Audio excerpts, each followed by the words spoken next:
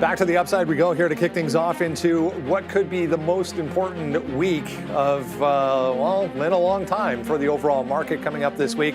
We get the biggest of the big on the earnings front, most of big tech. We'll talk about that coming up here this morning. We get the Fed, we get a reading on GDP, we get a reading on PCE coming up. So both the earnings side of things and the economic side of things in play here this morning. That's how the market's looking right now.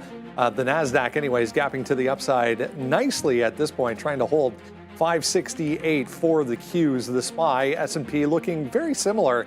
Nice day on Friday. Both of these markets just kind of drifted higher all day long, right into the aftermarket. We're getting an extension of that this morning. Of course, the big news, the U.S. and the EU finally coming to terms on a trade agreement, most of which is essentially what they've been talking about for months and months now anyway. So I don't think a lot of people terribly surprised by this, but I mean, it's good to get it done, I guess. The thing that I'm noticing, Brendo, and think that everybody's been talking about is you're going to see a tariff. It's not going to be a tariff-free deal. Yep. We saw 15% with Japan. We saw 15% yesterday with Europe. So we'll have to definitely keep that in mind, Brendo. But LNG should be in focus now, as the European Union has made commitments to buy a lot of liquefied natural gas to kind of wean off Russian oil. That should be interesting. Yeah, I think a lot of people on this side of the border that reside in Ottawa could have the same thing coming here in the next month or two. Hopefully we'll get something done on this side of the border as well for Canada. But anyways, as we mentioned, a ton of earnings to get to this week. We get Meta, we get Apple, we get Microsoft, we get Amazon, we get all of big tech essentially coming through primarily Tuesday, Wednesday. We get SoFi before the earnings, or before the open tomorrow morning as well. I'll bring up the calendar here in a second, but just absolutely a ton of earnings to get to. Most of the economic data going to be later in the week as far as GDP and PCE. So we'll see how. I noticed yields are higher once again this morning, ever so slightly, coming off the same thing that happened on Friday. That then reversed essentially as soon as equities opened and got going. We saw yields come off and equities move higher throughout the day. Bitcoin, worth noting as well, back to the upside here over the weekend. Pretty strong weekend. It was kind of weird dropping down into the high 114s, right back up. It's ranging now 120 to 115-ish, Brendo. But also want to make sure we talk about the Chinese delegation and the U.S. delegation in Stockholm right now, looking to build on that agreement that they came to in London a few months ago with respect to trade. So all eyes on that one, especially for chips, Brendo. Yeah, speaking of chips, just saw AMD popping up in front of me here. Just made a new session high above 170. Positive news for, I mean, there's price hikes to talk about for NVIDIA as well. So this entire group back to the upside, guys. I mean, take your pick. A lot to discuss here to kick things off this morning. Good morning. Morning. We can discuss all-time highs. We can discuss all-time highs. Or we can do forever. Or more all-time highs. Like, that's pretty much what we're talking about. And who's going to be, who next? Amazon? Yes. This week? Yes. That makes sense. That makes sense to me. Maybe then before Apple. I mean, I think they get there before Apple, but that's just because Apple's too far away. But that's big earnings as well. So there's lots to talk about. And of course, you want everyone to get a deal. Yeah, the EU deal. We're not really moving too much on that unless you're natural gas. The automakers will move around a little bit on that as well. But ETH continues its churn to the upside, looking incredibly strong and leading the crypto space. So hope everyone had a good weekend because the bulls are still in charge. At least they are in the markets anyways. Yeah, the Chicago Bulls. Yeah, no, they're not doing anything this year. No. Yeah, welcome everybody. It's been a good one. We had a good weekend there. I don't know if anybody else. I saw Happy Gilmore too. I thought it was pretty good. Lots of cameos. 74, I think, cameos. Was it that many? 74. I thought it was. You know who I thought was the best in it? John Daly. John Daly was okay. Yeah. I was dying every time. But they could have done more at the end. I don't know. He just kept on drinking the hand sanitizer there at the end. Yeah, Eminem was a little bit of a surprise. It was nice to see all the golfers that were in there. I mean, I don't want to spoil it for everybody. Yeah, well, yeah. I think most people have probably seen that movie already. But yeah, a lot of golfers in that. A lot of big, obviously all the big guys, Rory McIlroy in there, Scotty Scheffler. So it's a fun movie. Yeah, I got AMD written down here today again. Also, another name there, Tesla, getting that chip deal done with Samsung. I mean, that should be pretty good for them, securing some of that moving forward now with these chips going to be built in Texas. So that's nice. It'll avoid some of that import-export issue there with the chips being made domestically. We have a floor is now complete behind us, apparently. So we've been told not to walk on certain areas. Yeah, you can't even see the path. Floor. Can you see the path? No, you can't. No, there's a guided path there for the floor, so it should be fun as well. But yeah, it's good to be. Hey, what's up, Mr. Westermeyer says it's good to be back. I guess he was gone for a bit there. So he was on a little bit of a vacay. yeah, okay, welcome back. There's a lot of vacays happening. We've got Adara's back here. Obi will be filling in for Joe today, so that should be fun. We should have Michael Noss coming through momentarily. But yeah, lots of stuff happening. The weather's been huge. I saw yesterday Tampa, Florida, hit 100 degrees Fahrenheit for the first time ever. Ever? Which is kind of crazy to me that would. How is that possible? We hit like 100 degrees Fahrenheit here, like it's. I mean, Saturday. I guess. I don't know. I saw that and I was like, what? How is that even possible? 100 degrees for the first time in Tampa. It don't seem possible. Yeah, I thought that was weird, but it's been really humid around these there parts. Oh, we're getting a longer runway there, Russell. We're getting. You can see it. Yeah, you can see it on your side. Wider path, yeah. And like right in here, it's like. Neil got in trouble for walking around this place without taking the path.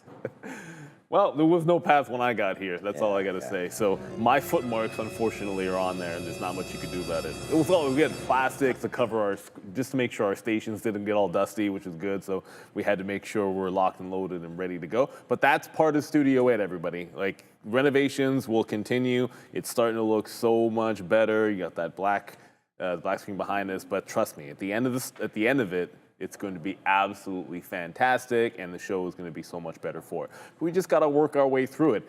And the other thing we got to work our way through is that there was no caterer today. So we didn't get that breakfast that we're used to. Yeah. So We'll live. Got some nice coffees. You'll have to figure out what we're doing for lunch as well. But okay, yeah, a lot of people now all over this heat issue. Yeah. I mean, it is pretty unbelievable. We are super warm around here, man. It's so humid. Even Adara was like, even in Winnipeg, it was really hot. And everywhere, man. You know, we get cold summers, cold winters, but really warm summers. So, okay, yeah, exactly. You can't grow without change. Exactly. We're getting bigger and better around here. A different studio feel. It will be momentarily. I mean, within the next couple months, we'll be up and running and ready to get going on everything. This Palantir, I just saw a thing there. Kramer, of course, calling $200. Thank you very much. Says it cuts like butter or something like that. Nothing can stop. Like a knife through butter is Palantir through price targets. Didn't do too much on Friday. I mean, it was a pretty good day. Obviously, we started off. It was a huge trade for me on Friday. Was we busted through that 156 all the way up to 160 there. It was a monster. But then it didn't do too much else the rest of the day. And right now, up 1.25%. So we'll have to see if Palantir can backtest in and around this 158 marker. But yeah, it should be a good one, man.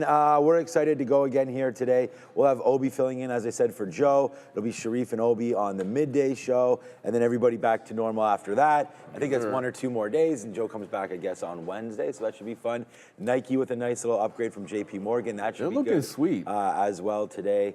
And as we go, Randy. Don't sleep on the small cappers. LiDAR's moving again. Whatever that company's called again. There's Randy. What's up, Randy? He doesn't know. He's wondering where the breakfast is at right now.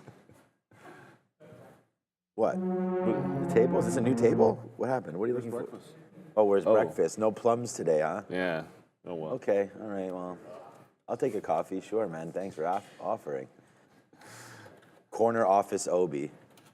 Corner office? office? Should be so lucky. I don't think these guys have. There's nothing. Corner office. Ooh, that's sweet. That'd be sweet for Obi. There's a corner office? Yeah. We had some steak last night. Oh man, it was so good. The barbecue was in full effect all weekend. Zucchini on the barbecue. Zucchinis were, I love zucchini. Grilled zucchini. Yes. Shrimp on the barbecue. Shrimp on the Barbie? That's lots of stuff, man. Lots of stuff this weekend. Okay, let's get back over to the desk and we'll figure it out. We have Michael Noss ready to go. Oh, he is ready. As well. He's going to be talking about, I have no idea what, but soon we'll find out. Hold on. Let's see if I can get... Well, I mean, he talks about nat gas sometimes. We can talk about the Widowmaker there. That would make sense with the deal.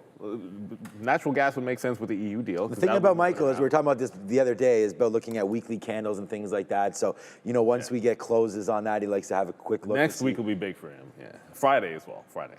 Over under 100 charts did he look at over the weekend? 1,000. So way over. 100? Yeah, That's way light work. That's light work. That's just like a Thursday night. That's not even Friday night. That's not even getting into the weekend yet. Exactly. That's like pre-looking at charts. At least 4 digits. Oh, man. Right, Michael? He's shaking his head. Maybe I think I might need some more coffee over here. All right, let's get back over to the main desk. It's Brendan, it's Sharif. I've been told to be more calm, you know. I think he was trying to answer there, but he got cut off. That's like Saturday morning cartoons for Michael Noss. I wanted to show this real quick before we do get to Mr. Noss. This is what I was talking about earlier. Take your pick. I mean, tomorrow morning, SoFi and PayPal, Spotify before the open as well tomorrow, Procter & Gamble on there, UPS, Starbucks after the close tomorrow with Visa. And then the big 2 days is going to be Wednesday and Thursday, or Tuesday, Wednesday, I should say.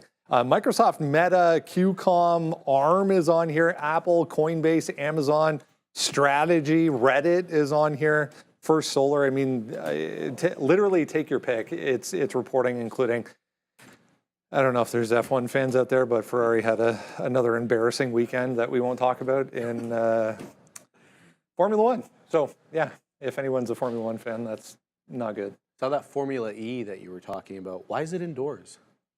Yeah, they're starting to do both. Oh, okay. It is outside too. But is it? Okay. Yeah. The race I saw was indoors. Okay. the new version of that car is insane. Very, very underwhelming noises, though. No, there isn't any. It sounds like a Neo. Exactly. Yeah. Yeah. All right. Let's bring in Mr. Noss here. He wants to talk about some indicator type stuff. Overbought, oversold readings. When you get to this point, happy Monday. First off, Mr. Noss, welcome to Happy Monday. Welcome to potentially a big week here for the market. We'll hear from the Fed. We'll hear from the Bank of Japan and the Bank of Canada. Very much a side note, but just keep that in mind as well. Tell us your thoughts here. When it comes to the overall market being in an overbought reading at all-time highs, what is it exactly that people are supposed to do other than sit on your hands? Well, a lot of people are saying sell, and I'm going to try to debunk that today. But first of all, I'm kind of insulted. Only 100 charts, the over under, like that's what I said. It's like Saturday morning cartoons. Yeah, that's what I do at lunch. That's nothing. Come on, 100 charts. But yes, I have heard so much about, we are overbought. That means we have to be bearish or sell stocks or pull back or whatever. And just like I've been doing a lot, because there's been a lot of quote unquote rare events that have occurred over the last year with this new administration. So I just want to show you guys how easy it is to kind of debunk these ideas for yourself, right? To be able to go in and say, okay, does being overbought on RSI or pretty much anything, does that mean that potentially we have to sell off? So first of all, I just want to go, what are these indicators, right? Overbought is essentially your average up move over your average down move. That's essentially the way a lot of these maths go for a lot of these indicators, RSI and stochastic and Williams R and all these things. It's just, hey, how much up movement has there been versus how much down movement, and what's the average there? And I saw a lot of people kind of posting this chart saying, wow, we're overbought with an over 75 reading on the RSI. That's a pretty big deal. Maybe we should start kind of pairing off and selling things. So again, very easy to do. Just go back the last couple of years and say, let's see what happens. Now, there's a lot of charts here, but we'll go fairly quickly. First one is this already happened this year. So the next chart is just a little bit ago, like couple weeks, right? We got to the same kind of rating right here. And anytime I drew this orange vertical line, this is where the candle that closed in the first overbought condition. So imagine if you had sold there, right? You already would have missed a whole bunch on the table just because you say, hey, you're overbought. But notice that we pushed up and then we went into a range for a couple weeks, and then the RSI came down on its own, and then we popped up again, gapping up a little bit today. The next chart here, just going back to 2024, this thing has happened twice. So I just want to show you the first one, just kind of like we're seeing. We get overbought. We don't pull back at all. It's not bearish at all. We enter a range for a number of weeks. This is a daily chart. So you're probably talking 2-3 weeks in a range. We get overbought again as we're breaking out of the range, and we have a nice little healthy uptrend until, we know what happens in April with tantrum wars, or August. I think this was the Japan carry thing. Next, we go back to earlier in 2024, late 2023 on the next chart. And you can see every time we get overbought, we either kind of enter a range or move a little bit higher. Quite often, it just shows that, hey, we're gonna get into some sort of range pretty soon, possibly, or move higher. In none of these cases does an overbought condition immediately end in a sell-off. So the next one here is later in 2023. See, we're just going back in history. Every time we get overbought in this scenario, we push up a little bit and then we enter a range, and we push up a little bit, enter a range.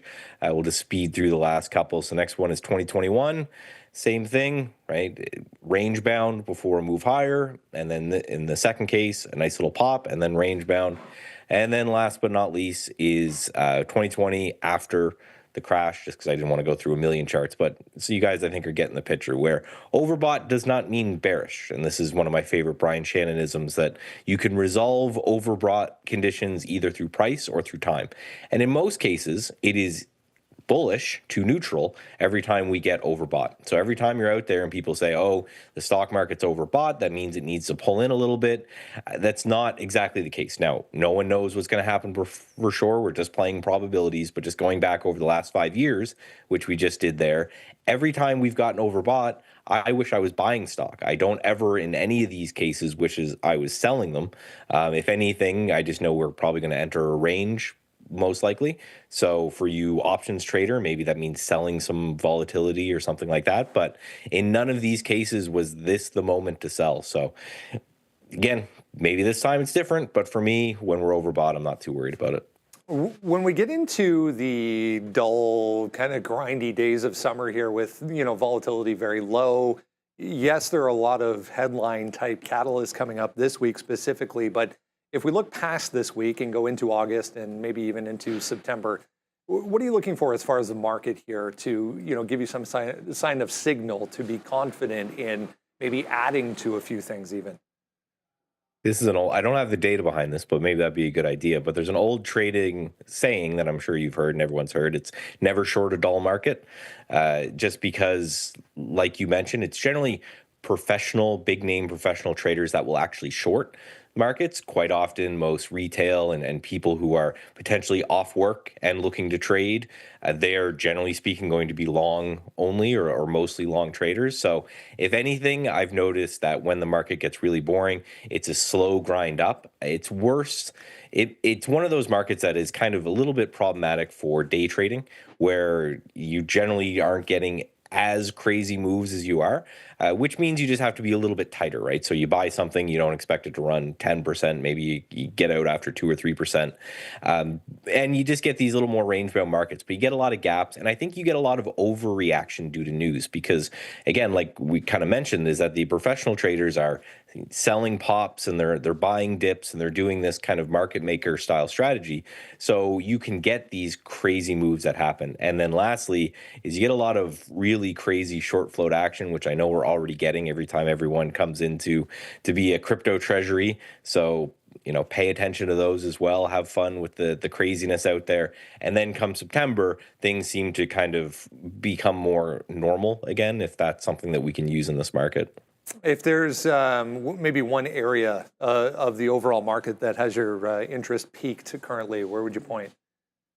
I'm still very interested in crypto. I had some interesting conversations with some really good crypto traders, one that called the whole Ethereum pop before it happened, and he's now saying Solana has a chance to potentially 10x. So if that's the case, then it might be time to look back at some of these meme coins, things like that. I think the crypto market is interesting for a lot of the reason that I talked about with the crazy volatility you'll see in these micro cap names, because a lot of the big institutions might be on vacation and things like that. I think you're going to see more of that inside the crypto space. And as they were talking about in the green room, energy with this new bill passed, I think that's going to be interesting as well, because it hasn't done anything in years. If you look at like the XLE or oil, it's just been years of no action. So if this is finally the kick in the pants to get things moving, this could kind of be waking up a sleeping sector. So that's something I want to keep an eye on. So yeah, crypto, small cap crypto in particular, and energy, I think are interesting. Yeah, and who knows, what other kind of incentives will come behind energy from more trade deals getting done as well with the U.S. So great stuff. Michael Noss back with us after the close tonight. We'll see you then. Talk to you then. Looking forward to it, Michael. 10x on Solana, I'd be happy with that. We haven't even got the all-time highs in ETH yet. That's this week. That's what's happening this week, for sure. It's been leading the charge. So, I mean, it's gapped up the most. This is the one I'll be looking at today. In addition to, there's some interesting individual crypto adjacent names that we'll be watching. But yeah, this rally seems to still have some legs in it, and ETH in particular.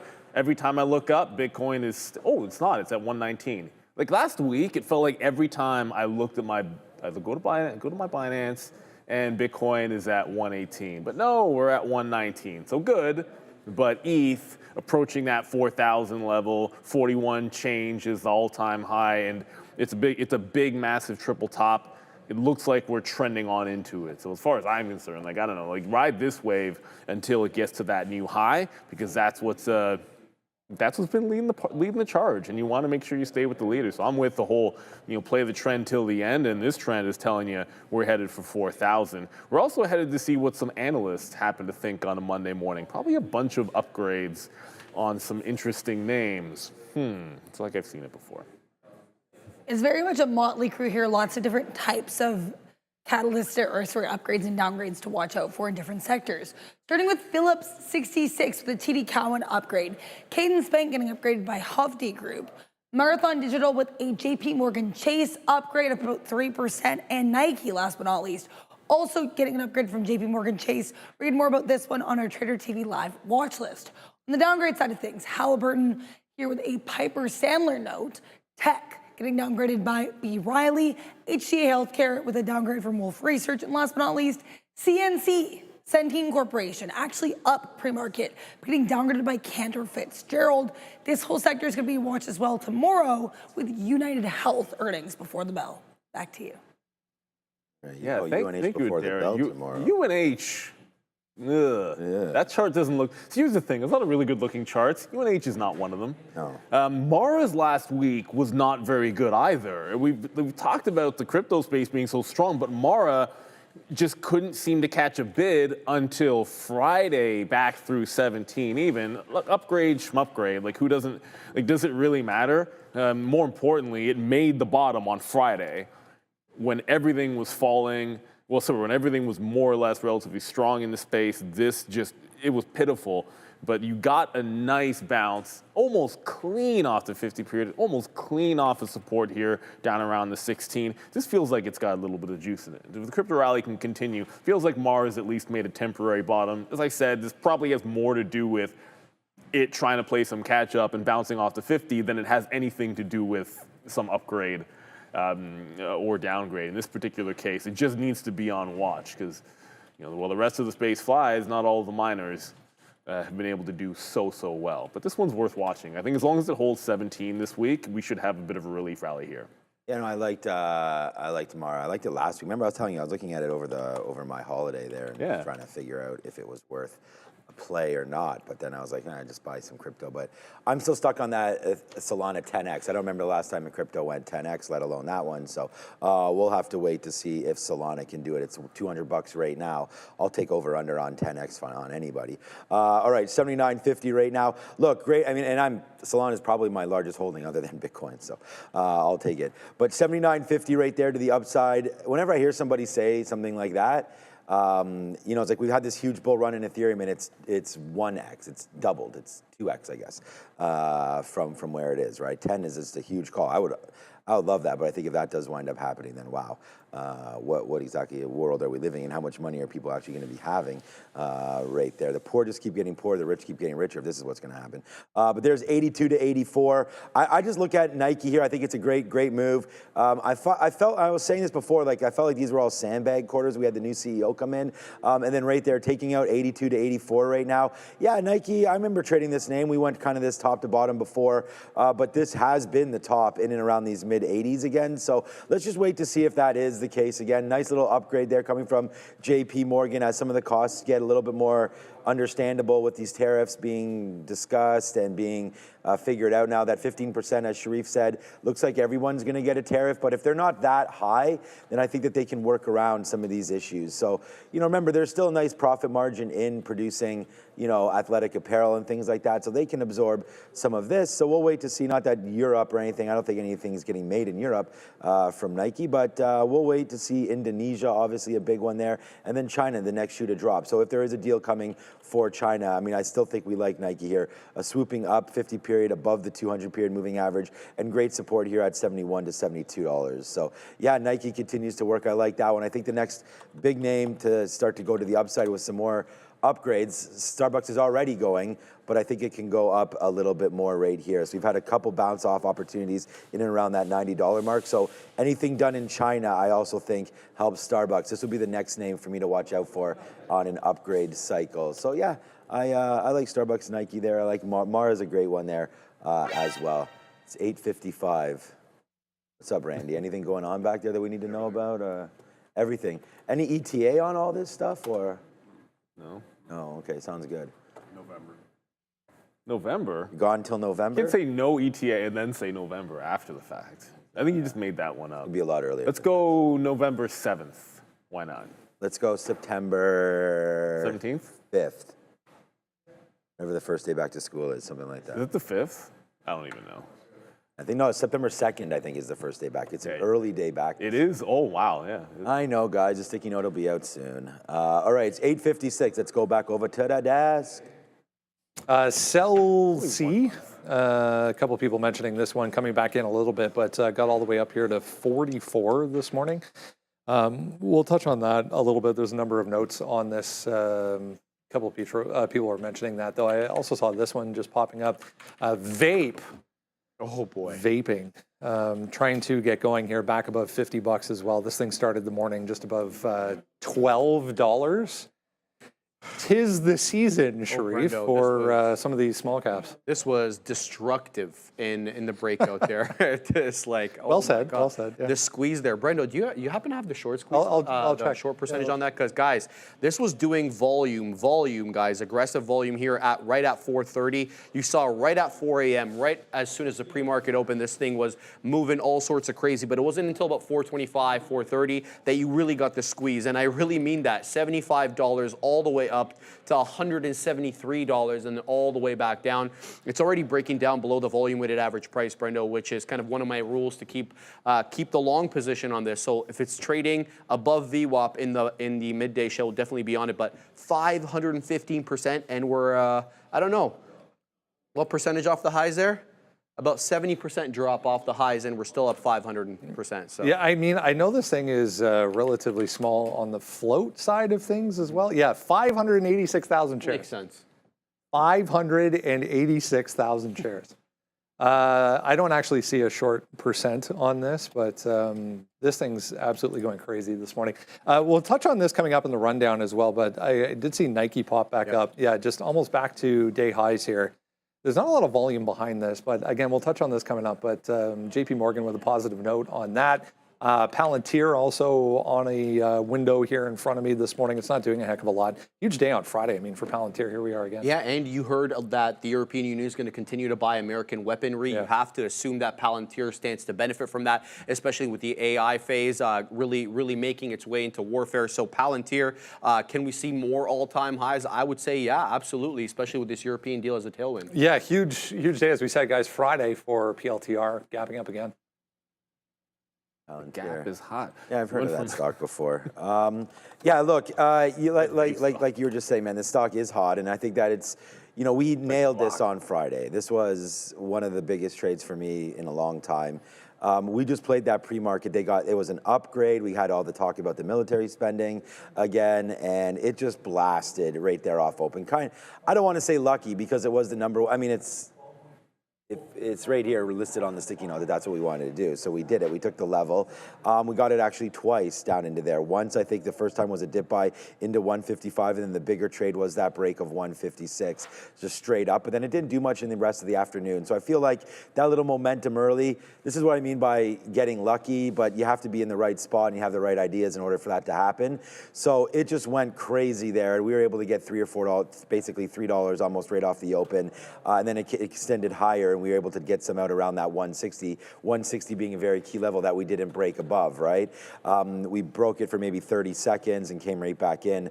So today, 160 is now the 200 period moving average. The sticky note's about to come out right now, and for Palantir, I mean, this 160 looks like it wants to hold, but I'm going to wait for a test. I don't have a breakout today of 160, 150 or anything like that. I think we're just going to wait to see what Palantir wants to do, because it didn't do much in the afternoon, which is a little bit concerning to me. It just kind of hung out there, and now we get a nice little bump up. So I still want to be long, but what about if we come back and test down here? We know there's a lot of support. I think it's worth being patient on this name. You know, I think it does have a 200 handle to it, not just because Kramer's talking about it, but every level, 125, 150, 175, 200. So it's just a matter of time before we get up to there. Their earnings, I'm not even sure when they are. Let me go into this details section right here. This is it just shows it pretty quickly. Right in there, 7 days. So Monday, August 4th, we'll see. But, you know, it's got to grow into its valuation, and it can't do that. This is just going to have to keep on going. It's a 690 PE.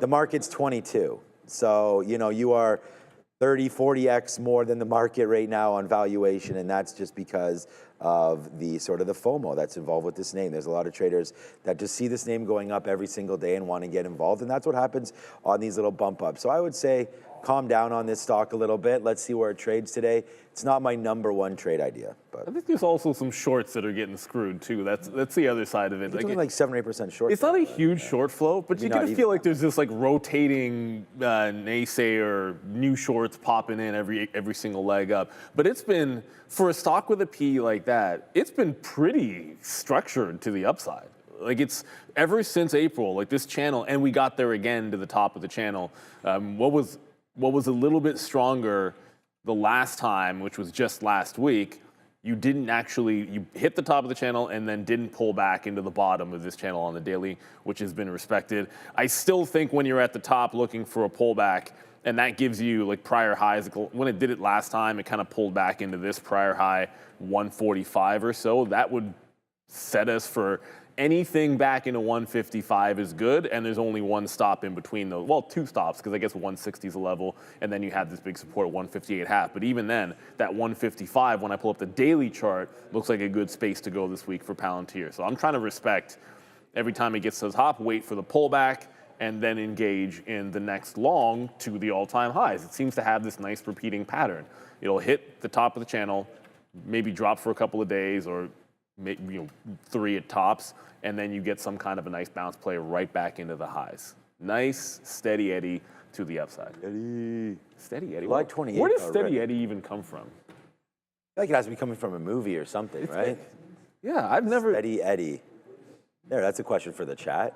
Or I could ask ChatGPT. I feel like it's something like it's like a doctor or something, like steady-handed, like. That would make sense. Well, you definitely want your doctor to have steady hands. Wondering where it's from. Where does steady eddy come from? We'll find it out. Yeah, ask ChatGPT before we go over there. Steady. Oh, an Australian comedian? Is that what someone just put in there? Come on, that doesn't. What does it say in there? It comes. Paul Newman. Someone just said there. Steady. Paul Newman. What? Where's the origin? It says the exact origin of the phrase is not definitively documented, but it's likely to have come from American slang in the mid to late 20th century. Oh, come on. It's got to come from somewhere. It's up to American slang. Paul Newman, someone just said? Yeah, but well, you asked ChatGPT, so. ChatGPT. It I don't doesn't know. Maybe. Maybe we should have asked Perplexity. Maybe apparently. there is no exact reason why. Yeah. That's there. Yes. Yeah, steady Eddie Murphy, I don't think so. Or, Eddie Murray. Oh, well, I don't know. That seems. Eddie Murray? I mean, baseball, he was pretty steady, but I don't know. But it's older than Eddie Murray. Eddie Murray's from the 80s. Like, I'm pretty sure the saying is older than Eddie Murray. Definitely not Eddie Guerrero.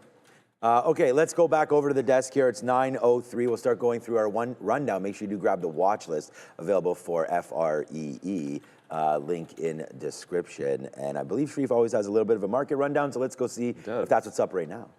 Yes, sir, Sean, 64.26, yes, is where we closed out Friday on the ES September contract. We have very clear overnight high of that 50-point area that we've been talking about as the area of resistance, 64.57. So we'll go ahead and use 64.50 as that support resistance level, pardon me, until we can clear it decisively to the downside, Brendo. 64.33 is the overnight low, so we'll say 64.25, that quarter point area, as support. All the big names set to report earnings this week. Market at all-time highs. What's the worst that could happen? We get the Fed as well. Oh, by the way, if you didn't, I mean, they're not going to do anything, but worth noting. If you haven't done so yet, as Sean was mentioning, grab that. That's the address. You can hit the link. It's in the description down below right now. Top link will get you to the sign-up page. You just need your email address.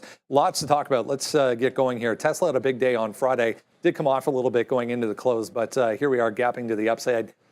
Big deal with Samsung for chips. $16.5 billion, Brendo. It's not a small amount. Let's talk about it. It's for it's a semiconductor supply contract with Tesla, effective July 26th. So it's already passed. It's going to go all the way, Brendo, to December 31st, 2033. So a long time. Elon taking an X to confirm it, saying, noting in centers on Tesla's next-gen AI 6 chip. Samsung previously withheld the counterparty's name due to trade secret protections, but Musk went online to kind of confirm it. So we got it from the source's mouth himself. So Samsung's new Texas fab will be dedicated, Brendo, to producing Tesla's AI 6 exclusively. Musk emphasized the deal's scale and suggested the total value may actually exceed the headline number of $16.5 billion. It could be a lot more, according to him. Tesla will co-optimize production efficiency with Musk personally involved in accelerating progress. And the contract is seen as a major strategic win for Samsung's foundry, which is #2 in the world after Taiwan Semi. So looking to take some of their market share. Taiwan Semi is expected to produce the AI 5 chip in Taiwan and Arizona. That's Tesla's lesser chip. Despite all this, despite the deal, Samsung's foundry business has underperformed, with Q2 profits expected to drop over 50%, and they're trailing SK Hynix and Micron in the high bandwidth memory division as well, Brendo. The interesting part, as we saw on Friday and mentioned, market doesn't seem to care coming off the back of that earnings report as well. And I think the biggest part of this deal is right down the street in Texas. Absolutely. That these are going to be made. So yeah, huge. And makes Donald happy as well, local production. Both sides, right? Yeah, looks good, guys, for Tesla. Looks good for Tesla, looks good for Samsung, looks good for jobs as well. And Samsung needed that one. Yeah, it's a good Samsung deal. really needed they needed it because they're 16.5 billion. Yeah, and they're expecting their revenue. So they report this week, and they're expecting revenues to be cut in half. So obviously, $16.5 billion is going to be good for them. Obviously, we're not going to trade Samsung because they're primary listing over in Asia. But Tesla, unbelievable rally on Friday, but it gave half back, and where it gave half back to is of interest to me. Maybe not all the way down to 313 or so, but certainly into this gap area of the 16, like the 15, 16, where we ended up closing. It seems like an obvious spot to be looking at on Tesla on any kind of a pullback. I don't know if we're getting breakouts Monday morning.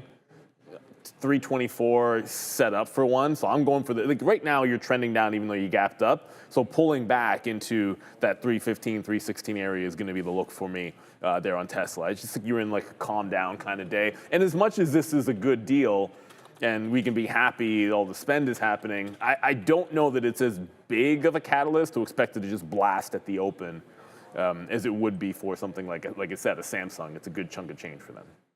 So I actually have written down here on this, so the sticky note is now out. I'll put the link in the chat very, very soon.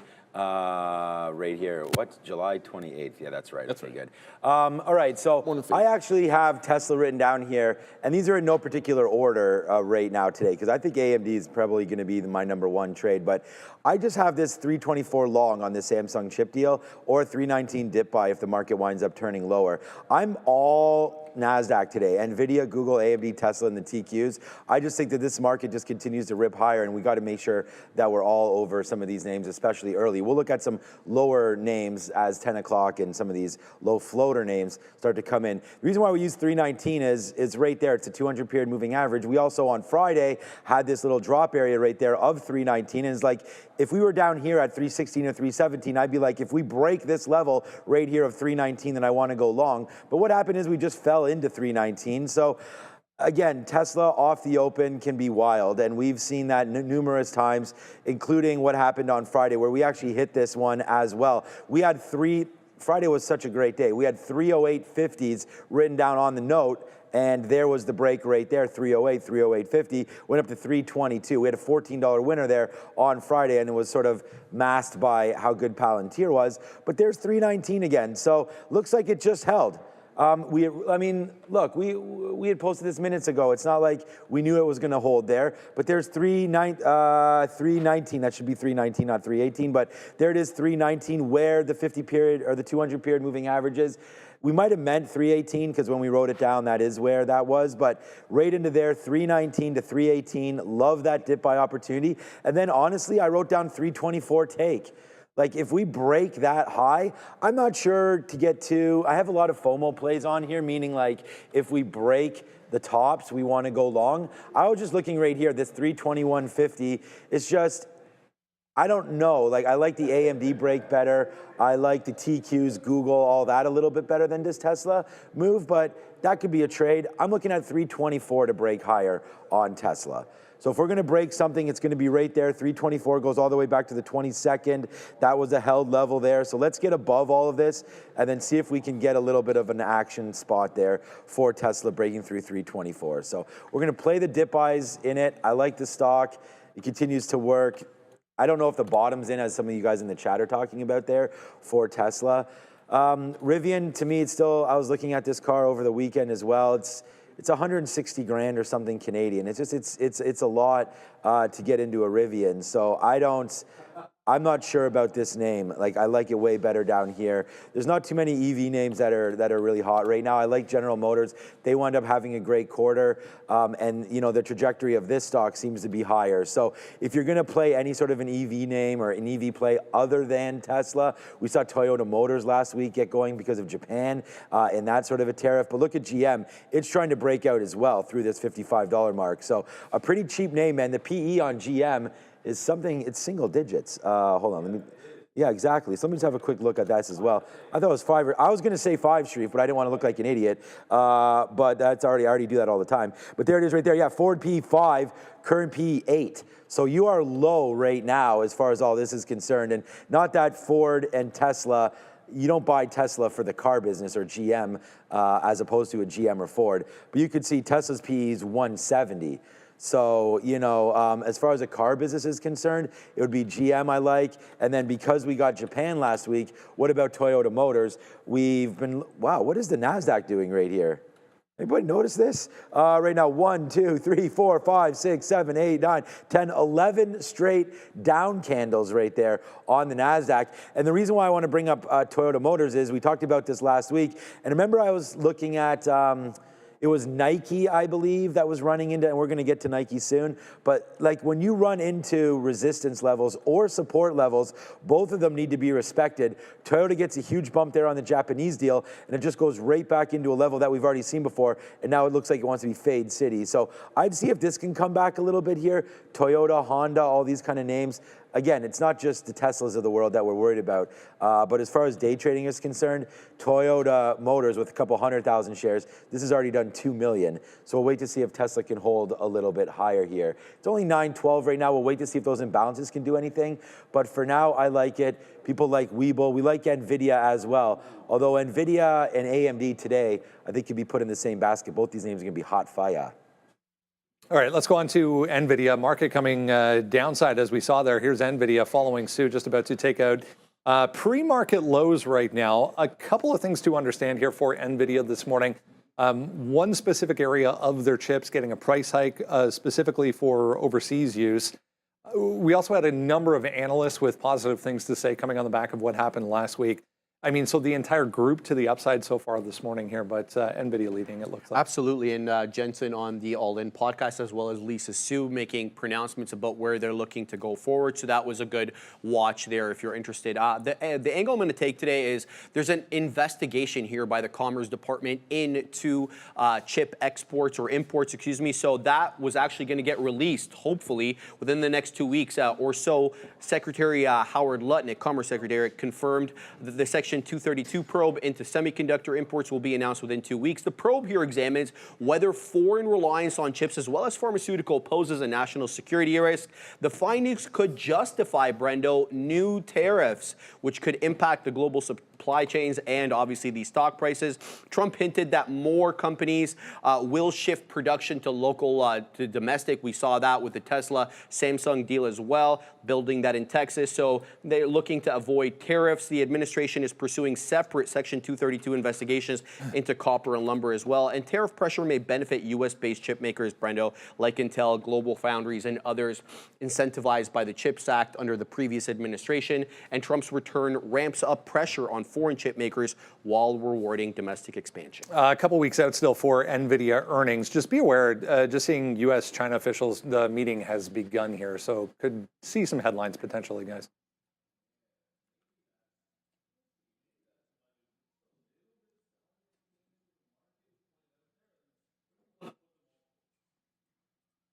There we go.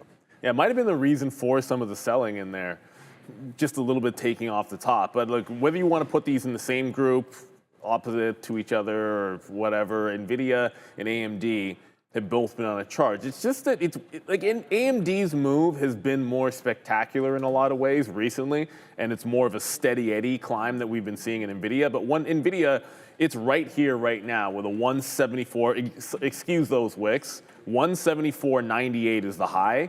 So it's like a 175 that is essentially breaking out almost instantly on this stock. And AMD, I like it. AMD's more of a, hey, we've already gapped higher. It's up 2%. To NVIDIA's not as much. And I think it's more of this is the one on the dip buy that comes into 167, the prior high. And I'm going to like that. I had to put SMC on watch because we talked about this last week. SMCI has had this distinct pattern of breaking a channel, making a new one, pulling back into the prior high, and then going again. Well, it just broke out the top on Friday at 54, so long back into 54. This seems a little bit less likely to come in, but that's almost all week. New high, want to play the pullback of this resistance turning into some support, and then continue the trend of the upside. Keep in mind, to AMD, increasing prices, and if you're able to do that, that's a good thing. Because this is one place where that's just going to help out your margins, and the demand is so high that ultimately rising tides are lifting all ships here. So yeah, it's hard not to be looking long in the chip space. Oh shoot, there is one notable exception. Intel, everybody. That's Intel. Their SSR today, because they got punked 10% down. At the lowest, it was down 10% after their earnings on Thursday night. So I think 21 on Intel. Short the pops. Intel's they're the other one. Just noticed here, we wrote down TQ's 89.50, and as I was sitting here being like, what? It actually went right down into, like, that's just crazy. It went down into 89.50, so we probably won't get too much talk about the futures here before the market actually opens up, but we are trying to go long on Nasdaq everywhere. There it is right there. Nasdaq today, 89.50. If that can come over, we'll use that as a long. So that's on the note. And then here today, man, we have AMD and NVIDIA. Both are breakout longs for me, actually. We have the 167 long, same net level that Neil talked about there.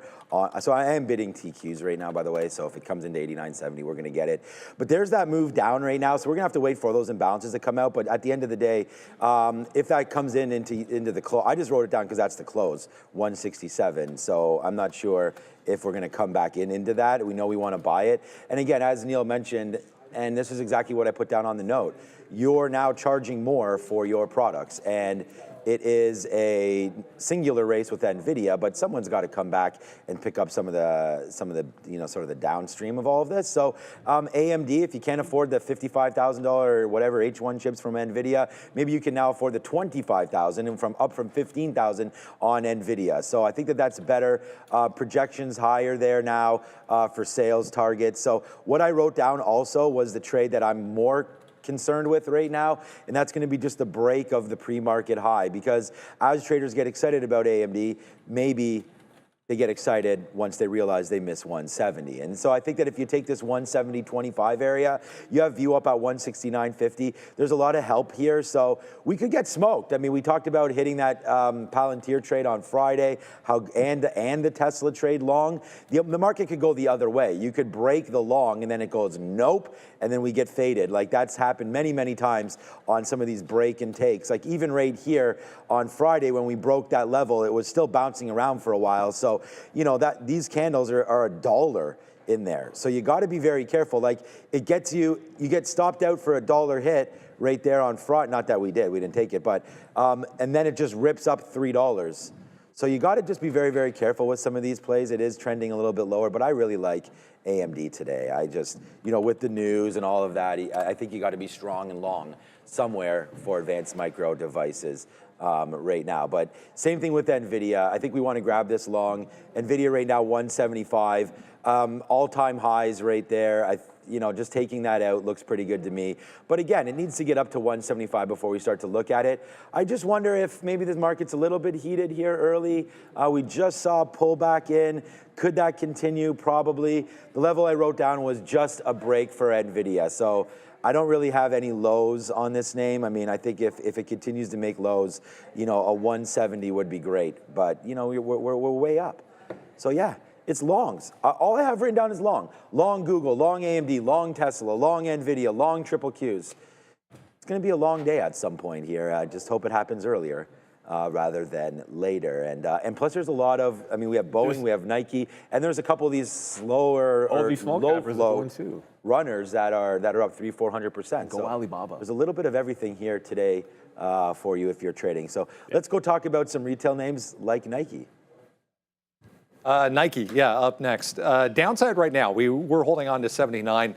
It's given that up, but there it is. JP Morgan with the full upgrade, going to overweight on Nike shares, saying $93 in store. They're loving this, Brendo. JP Morgan pounding the table right now. As you mentioned, overweight from neutral.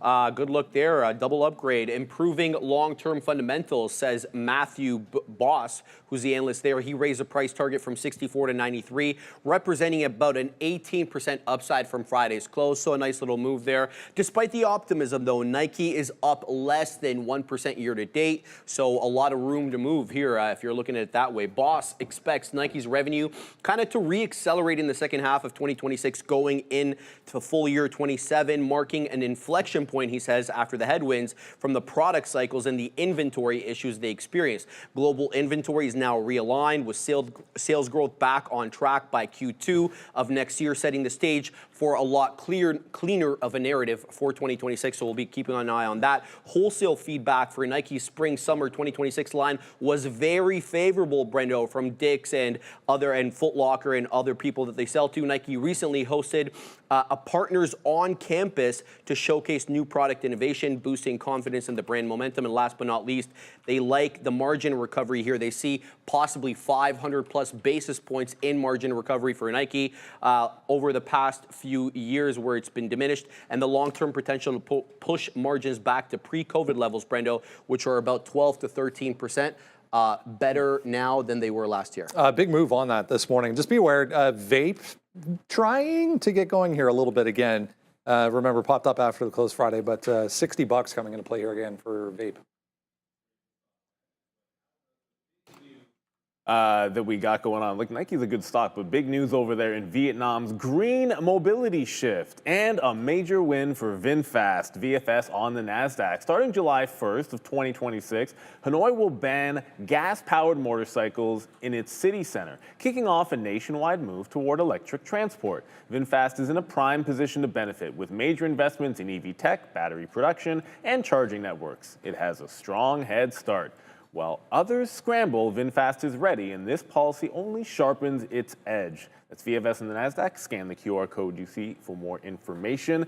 And Nike, oh, good-looking rebound. It's doing it. It's doing it well the last little bit. And we've said this before, and we said this with Mara. Upgrade, downgrade, maybe that's not the catalyst that matters. I think the trend is what matters in here.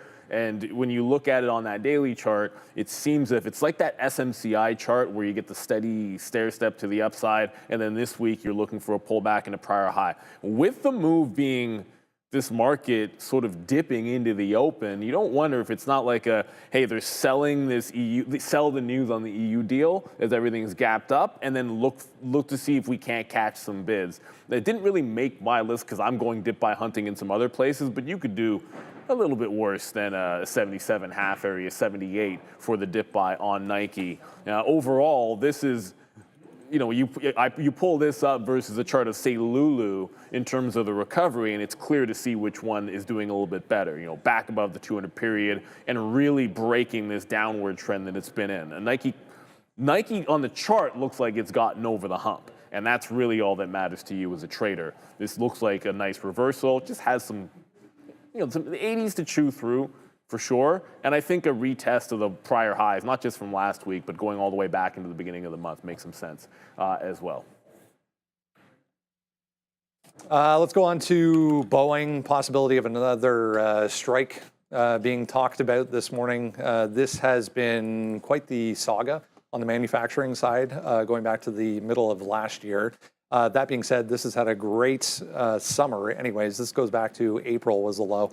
130, we're up $100 and change from that low on Boeing shares. So build on what you were talking about. You're talking about the strike, Brendo. So local 837, the name of the union, representing about 3,200 Boeing workers voted against the deal. So we'll have to keep an eye out on that. So that's one side of the equation. The other is that they're meeting, Boeing representatives, that is, they're meeting with their Chinese counterparts today, with China's Civil Aviation Authority, possibly for some more buys. And then Bangladesh ordering about 25 Boeing planes in an effort to kind of keep a lower tariff rate. But as we talked about start the show, the European Union striking a deal, possibly here buying some of these Boeing planes. Just be aware, Trump is speaking to reporters right now. Latest comment on China is no enormous breakthrough expected in China talks. So market downside on that, guys. Well, we'd like breakthroughs. They would be nice. We want to deal with China is is what not everyone's waiting for, but what a lot of people are waiting for. Maybe that's Boeing, what's happening with this Nasdaq right here. Yeah, it could be. That makes some sense, but I feel like we fell before he started talking. But maybe he started and we just didn't realize he was already making comments. I guess Boeing's breakout might have to wait, as there's not a lot of crazy volume here, and it's been in a consolidated phase. And Michael was just sort of mentioning, when you have the market and the overbought, like sometimes it just means you slow down for a bit before you make the next leg. Boeing seemingly, and with potentially of a strike here, could be in that consolidation phase. Wouldn't be nuts if it pulled back to the 50-period moving average. But I don't see a lot going on inside of this range that would make me want to trade it today. If this was breaking away like it's done before, then maybe we can resume one of those crazy upward trends. But when it's in the consolidation, that's when you're waiting on Boeing for maybe a positive catalyst, or maybe it'll just be a little sideways and then resume trend. I mean, we talked about how much Boeing would benefit if there was ever this Chinese deal, and we didn't even think about really the fact that Europe and Japan and all these guys, and Kelly Ortberg right now seems to have this name really flying. I mean, pun meant there. I mean, this name is rocking. It's bounced off that 200. We get that little bit of a dip there on the unfortunate incident with Air India plane, dip back down into 200. That just appeared to be a great buying opportunity again. And if you go back into here, this is 200 right there, back last February of 2024, actually, February 2024. So, a couple Februaries ago, where we held that level. We dipped under for a while. I mean, and Boeing was a nervous trade for a very, very long time. But now it's right back upside. And once you realize that, hey, man, there's not too many games to be played with Boeing anymore. Their planes are being made. The U.S. just have to lift some of the embargoes on a number of planes that they're allowed to make. Once they're able to do that, then I think this name continues to work. Like we just mentioned there, the strike, I mean, they're just kind of through one now. I thought it was resolved, so maybe there is a downside push coming here, but if it is, I think it just gets bought up. So again, really liking Boeing at a key level now of 235. It's bounced its head off there a couple of times. I don't know, not the huge catalyst today that you'd look for to break any kind of a level, as it's pretty flat, but the imbalances right now on the Nasdaq are out. We have one more name to go through, Alibaba, but just quickly, man, I just saw D-Wave, so some of the quantum names relatively hot today, so we'll wait to see if that breaks through $20. Big Bear AI, whatever, we'll talk about it, I'm sure, as many people will be asking about that, and Nike and Palantir with a small sell, so there's not much. What's in my pocket here? Oh, my fob. Not much going on with Palantir today, but look at this market move down right now. Some of these dip buy opportunities might be coming in for us off the open, not these break longs that we were thinking about. So watch out here as the market pulling back just a little bit. Okay, a minute and a half left. Let's go back over to the desk and figure out what's up, Randy. Let's go figure out what's going on with Alibaba, and then we'll watch this market open up. Real quick, yeah, Alibaba trying to get back above 122. Alibaba. There's, I mean, a couple of different headlines this morning. I was reading one unrelated to Baba, but China related anyways. There's another company, smaller company with another LLM model that's even cheaper than DeepSeek. Oh boy. So the pricing continuing to come down for the processing side and the compute side of this, but yeah, some AI glasses to come here for Baba. Yeah, it's a good look here, Brenda. I'll go quickly. AI-powered smart glasses. They're branded as Quark AI glasses. They're going to launch by the end of this year. It's Alibaba's first entry into wearable tech space. It's going to be powered by, as you said, the Qwen LLM and the Quark AI assistant. The glasses are going to support hands-free calling, music streaming, real-time translation, meeting transcription is going to come with a built-in camera and multifunctional for everyday use. It's going to compete with Meta's Ray-Ban smart glasses and Xiaomi's AI glasses, Brendo, targeting the same category. Under a minute to go here real quick. Goldman Sachs, guys, quietly as well, increasing their stake in Alibaba. They have over $1 billion notional in shares now for Alibaba. Let's get over to Adair. Yes, sir. Monday morning, everybody. Big earnings week, but we got to navigate today. And let's ring that bell, Adair, in 2 and 1. Let's go.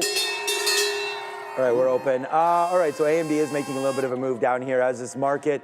Trump is now talking, so he's talking about maybe we need a rate cut right now, all these kind of things. What a surprise that Donald Trump is talking rate cut. We sort of know that that's what he's been wanting to do for a minute. All right, Google on a day 2 play.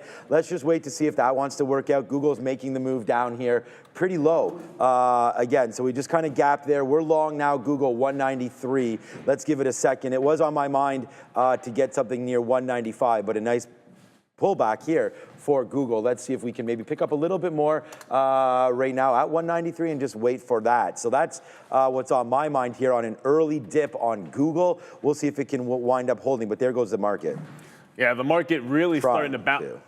NVIDIA is about to break 175. So really? That's, okay. Look, I was about to mention 167 on AMD, but I don't have an order for this break, so we had to pivot. So NVIDIA is about to, probably jinxed it just now. NVIDIA went to 174.85 and did not break. It's about to break 175 as we speak. AMD just broke 170. It did not get down to oh God, at least I test. got everything here. Yeah, it just, there it goes. NVIDIA just broke, still going through. Oh, it's just my quote. It's already through. Well through. It just went to the quarters already. Yeah, so we're through to the 30s. Sometimes when it breaks a massive order, like the order just sticks there in your blotter for a quick little second. I wish we'd gotten that AMD, but it looks like NVIDIA is a stronger one. Tesla might get down to that 316 as well as I look up. AMD is stronger, man. AMD is 100% stronger. I'm mad that I'm sitting here in NVIDIA. Yeah, we got both of them. We're long on all of them, but yeah, to Neil's point, man, NVIDIA is the one that's falling down. AMD is the one that just ripped through. So like we mentioned, man, we were just up pretty good and now down pretty good.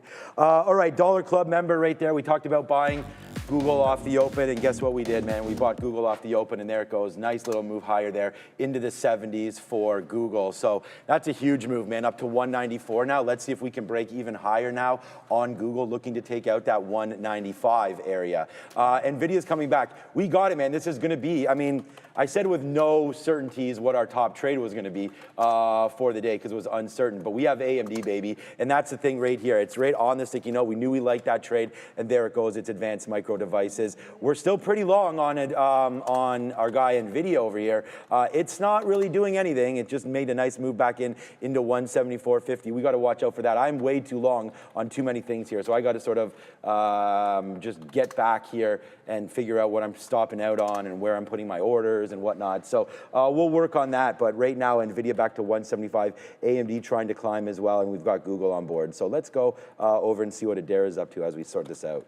Lots of commentary here from Donald Trump, President of the United States, on Fed Chair Powell and rates. As Sean mentioned there earlier, he said that when asked if the Fed should cut rates this week, Trump says he thinks they have to. He did also say of Fed Chair Powell, he's leaving very soon. I'll miss him, likely sarcastically. So just be aware here. Again, Donald Trump making more commentary about how the Fed should and, in his opinion, needs to cut rates on July 30th. Back to you.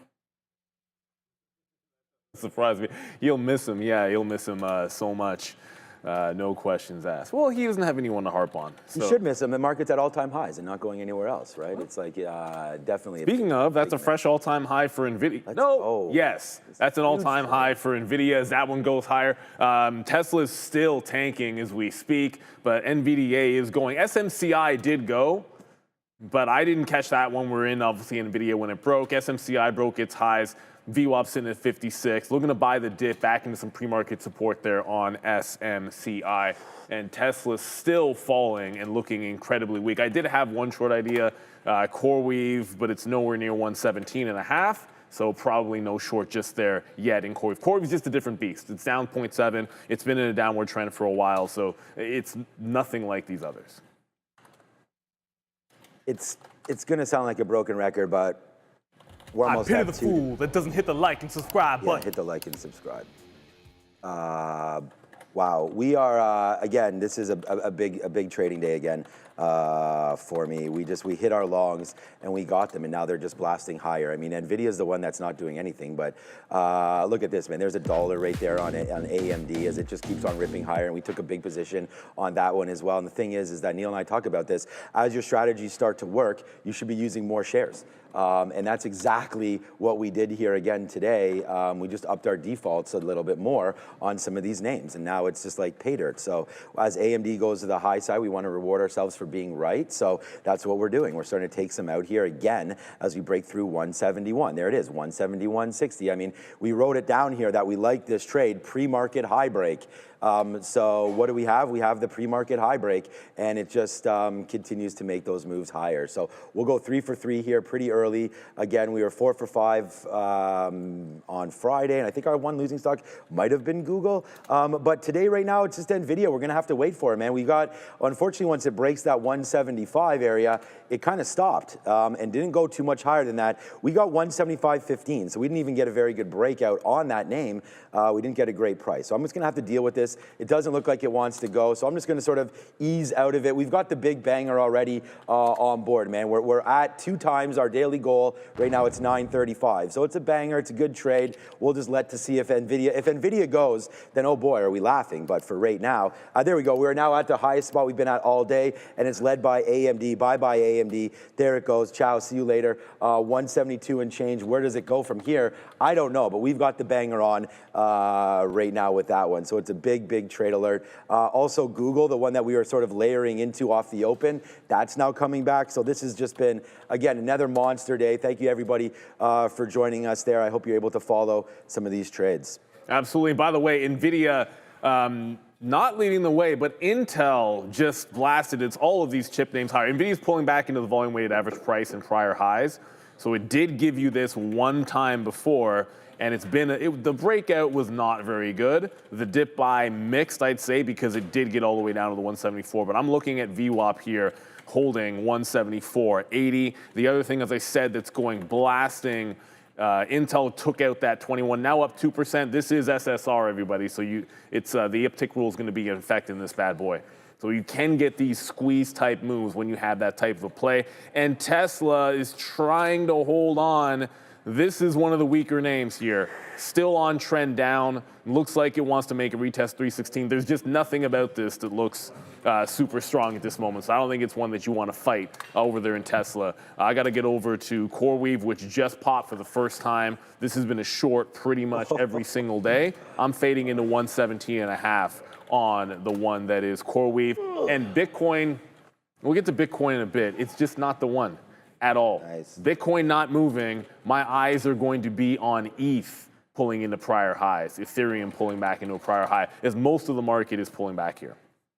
Yeah, I know the only one you've got on there is NVIDIA, but it's the one that's failing for me right now. So I'm just going to get out of it all because we don't need our, like I said, I don't need this trade. If it goes, it's great. But we've already sort of watched what's been happening everywhere else. We've already got the big one on, and it's AMD, and it's now $2. So that was where we put, honestly, we put about double the risk in AMD that we did it into NVIDIA. So I'm just going to start to get some more out here on NVIDIA as a loser. So we'll put an L on the board here. But the thing is this is what's so important for everybody here to understand. You're right. My daily goal doesn't matter. Who cares if I hit it? Doesn't matter. The big thing to understand is right here on the one losing trade that I have, which may not even be a loser, I'm losing about 10%, not a little bit more than that, about 15% or so of what we made on AMD. So I really think that as long as you keep everything in the pocket, that's really what matters here. Google now making that move back in again a little bit. So we're gonna have to watch out for all of that. But there goes advanced micro devices. I'm gonna start to just piece more and more out here as we continue to climb higher on this name, and then also get some more out of NVDA. So it's just about, yeah, there it is. You're welcome, Zero Gravity. Yeah, it is all about the risk management. You can ask us all about that, man. Like what's our winning trade? Are we up $10 on our winning trade, but then down 20 on our losing? That's a minus day, you know? So you got to just try to figure it out, get your trades in the pocket, and then assess proper risk to the ideas that you like. And we obviously know that NVIDIA's been a bad trade here today, so that's why we started getting out of it. So there it goes, man. We're now out of NVIDIA. We still have some, but we're getting more and more out of this name to the point where I have less than, actually about 10% left of this one. And, you know, we give a little bit back on this that we shouldn't have, but we did. AMD still rocking higher as well. So we'll go 2 for 3 and have a huge day on our hands right now. But we got to look for more trades because Trump is talking and there could be some more there. Thank you so much, Akil. I really appreciate the comment about the sticky notes. Yeah, shout out to you, Akil. We'll get to LiDAR and some of these other movers in just a quick little bit here. First short for me is going to be in CoreWeave. It was really the only it was the only thing that I wanted to the south side. It just did this little topping tail just to go over why every single day it's a short to pop situation, it seems like in CoreWeave. So I'm just taking this one off of the afternoon highs from Friday. It just put in a 117-ish top. So we'll see if it can hold on. It's trying to get down to the volume weighted average price. And we just got down on NVIDIA. So unfortunately, this one's going to start to give it back up again. It just, my stop is at the quarter. Once it goes to the pre-market highs, kind of a mixed bag on the break. But then on the first dip buy, I got stopped and only held on to half of it. And it got all the way up to 173. So yeah, it gave you like 70 to 80 cents.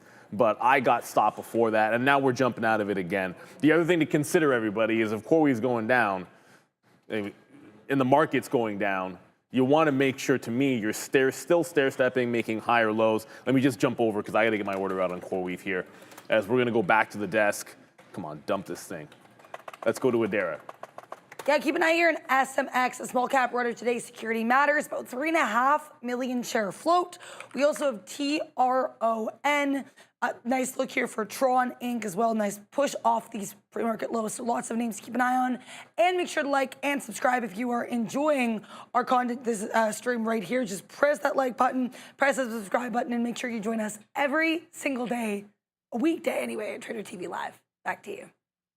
Oh, man. All right. Thanks, Adara, for all of that. I think we just let NVIDIA or AMD run at this point, man. I mean, right there, it's now $2 in the money.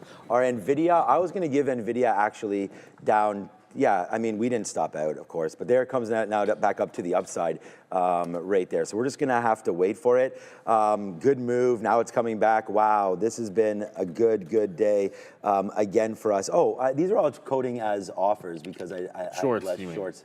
Yeah, because I have less orders out than I have more orders out than I have shares. But I don't know, man. If you don't like winning trades, please turn the channel. I want to thank everybody for watching here again today, man. This is a big one right off our note. One of our #1 ideas is to talk about AMD today, and there it was right there. 167 long or the pre-market high break. The increased prices on chips means more profit. Long only today. Strong name. Let's play that. We'll have to look at Tesla, what's going on. We called the bottom on the TQs. Go look at 89.50, but unfortunately, we didn't get filled down there because it was a pre-market trade, and I put a bid there, but we didn't take it. All right, AMD is coming back just a little bit. I'm going to start to just to piece off some of these things. We still have a good amount of shares left on the AMD trade, a little north of 15%, which is pretty good for me. NVIDIA, we were able to take advantage of that move right there. As you saw, we got some out at 76. What I meant to say before I got carried away there was I'm still going to use 174 as our long. So if that comes into play, we will use that. And then that vape stock that we talked about earlier, now halted, $53. Second halt. Second halt, yeah. So right there, now halted again, vape, as that was a $9 name there on Friday, now up to 50 and change. And there, yes, sir, AMD right back up to the upside, NVIDIA right back up to the upside. Again, you're not going to wipe the smile off my face, and I'm more happy about that. But more happy about the fact that you guys are all here with us. We want to thank every single person that's here watching with us. I'm going to have to refresh this. My stream never actually starts up. So we'll hit the like button, we'll refresh it and see how many people are liking the stream right now. If you guys could get in there, I'm going to run that Fabian ticker symbol counter thingamajigger again very soon. 870 right now liking it, over 10,000 of you watching. Thank you so much for all of that. I hope you have some of these trades that we have right now. Maybe rookie numbers on there, but no rookie numbers over here as we continue to make some big trades. There goes vape, open back up at $54. Get those likes up right now, almost $3 now, $2.50 in the money for advanced micro devices. And we'll wait to see what winds up happening here with NVIDIA now trying to get back up to the upside. Yeah, get them up there. I see everyone talking about multiple symbols. Tesla's finally starting to move. BBAI is making some power moves as well. But on the other side of the coin, you've got that. Remember SBET? Yikes. SBET just hit Friday's lows, or almost Friday's lows, as it continues its downward trend. If ETH ain't going, SBET isn't going either. But this is what scares me about that stock. ETH just pulled back to get to the volume-weighted average price, and SBET still continues to fall. Not a very good sign for that name. You got to watch out. It looks like it's going to be pretty nasty for them. SMCI finally got picked up off the volume-weighted average price. And then ultimately, it didn't get down to the pre-market lows. It just broke it out right away. So we'll try to join this trend. We're not going to get 54s, and if we do, it's an entirely different market if the stock gets to 54. So it's holding on to 56. I want to make sure this holds the prior, which is now the pre-market high, I guess, not this wick here, 55.8. So I'll throw my stop in and see if we can't get this one going as well. The market's definitely rebounding as we speak, and the one short is not SMCI, which I just typed twice. It's CoreWeave. And this is now bouncing off VWAP. It gave a nice pullback, 116.5 into 115.5, but now you're bouncing back higher. That's going to be a higher low if it puts it in. Cannot let this one break out that high. Might just jump out of this if it holds the volume-weighted average price. With the market looking strong, sometimes you just got to bank it if you can. This still looks like a pretty solid bounce and some decent buying coming in to CoreWeave. So even a weak name is catching a bit of a bid here. Guys, look what we just did on Google. Guys, we just bought that dip again. So there's another 30 cents there on Google as it just continues to hopefully get a little higher right now. Well, yeah, 190. Look at this. We just bought 80s right there, now up in the money, 50 cents. So let's wait to see if that one can get going. And then, of course, NVIDIA. Face slapper right there, but there it goes. And like we said, we're all going to have different rules and different things that we follow there. So I was waiting for 174 to break and was actually looking to get longer down there. It does break through the 200 period moving average. I do have more bids down here at 174, but we didn't catch that. So unfortunately, we'll just have to deal with right now what we're getting out of our NVIDIA trade. It'll be a losing trade, but again, nothing compared to what we had done otherwise. Google, AMD, the TQs. All right, what else do you guys want to talk about? Let's go to Tesla right now. So the only name that I didn't trade that's on our watch here today, don't even say I wrote down 316, I didn't. 318 was the dip by opportunity, and that broke right through. And now we based out. Like, honestly, if you guys are looking at Tesla, go AMD. It's just a big day, especially including now Google starting to go to the upside again for us here, and NVIDIA. So right now we will probably wind up taking that 3 for 3. But here goes Tesla again on talk of that deal with Samsung. So now they're getting those chips sort of made domestically. So that takes them maybe away from sort of the fire of the president and some of that tariff talk. So right now we're going to have to wait to see what Tesla winds up doing, but it's looking pretty strong now to the upside. So let's just hold on to it. I said I would run this, so let's do this right now. I know you guys have been putting some names in the chat so far, including Vape, Palantir here as well, Tesla, Google, NVIDIA, IBM, LiDAR, SBET, Oklo, AIM. Let's fresh start this. So right now, put in your chat. We have tons of you watching now, 10,000 people. Put it in the chat. All you got to do is type in $, and then the symbol you want us to talk about. So right now it's Palantir, ASML, as they all go. And as we get back, we'll start to look at this more and more and figure out the #1 name for everybody to look at. Right now, it looks like it's going to be Tesla. So let's go hear a word from our sponsor. Yeah, that #1 name could be a TSLL instead of Tesla, which would be a leveraged ETF. And you can check out leveraged ETFs for Canadians here with Beta Pro. Because if you want exposure to the Nasdaq and the S&P 500 with Beta Pro's 3x daily leveraged ETFs, they've got built-in FX hedging. This aims to amplify short-term market moves, minimizing the impact of currency swings. Whether you're feeling bullish or bearish, these ETFs are built for active day traders ready to take on the market. Read the full risk disclosure in the prospectus at betapro.ca before investing. And of course, look, Tesla is absolutely charging to the upside. We're going to go back to it there in a quick little second. It did get down to 316 in a quick little heartbeat there. So it was maybe a missed opportunity, but in that moment, that's the exact same moment that NVIDIA was making its move. So what are you going to do? But I am in SMCI. Does look like we're going to have to get out of this core weave if we hold the volume weighted average price on the NASDAQ, because it's shown me the lower high, right? So now it's underneath VWAP. Either we trend to the bottom or this is going to break back above VWAP, and I don't let it get back to the high. So my trailing stop's about to go in, and you guys are about to go to the desk with the Dara. Just keep an eye here on Alibaba and some of these other Chinese ADRs. Donald Trump speaking right now about China in trade, saying that he'd like to see them open up the country, and that his goal is basically the U.S. is going to be setting up tariff rate on the rest of the world, and that's what they have to pay. So some more China and tariff-related talk from President Donald Trump. Back to you. This is. I don't have a reason to still have them, that kind of thing. Like, I don't know. I mean, all I know is what the heck is going on with AMD. Right, we're just talking about AMD right now, Neil and I. But it is another one. And it props it up as there it goes. What is it doing? 173.60. I was getting some out there thinking like, oh, 172 is going to be a problem.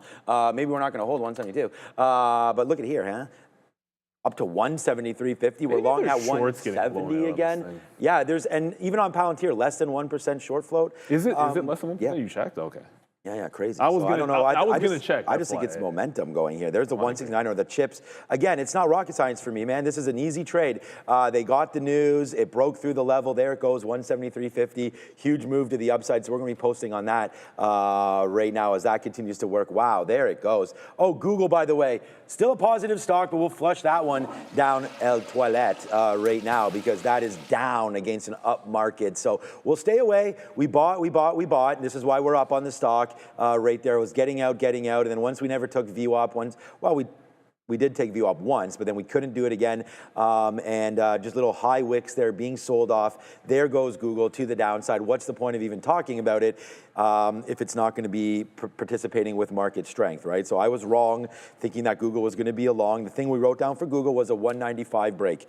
Didn't take it, got excited when it dipped down. We bought some pre-market, or I guess it was sort of Friday's closing prices right there that we looked at. The pre-market got broken right there. Came back in, we bought some support, and then eventually it left it. So now we're gone on that stock. Still, man, positive name. It just adds to the stacks. But today, if we're going to talk about nets again, like which we don't give our exact net, but like pretty much my whole day is sitting here on AMD. It takes one good trade, and there goes AMD right there to the upside. So I know you got that CoreWeave, which is pretty good. I hope that was good for you.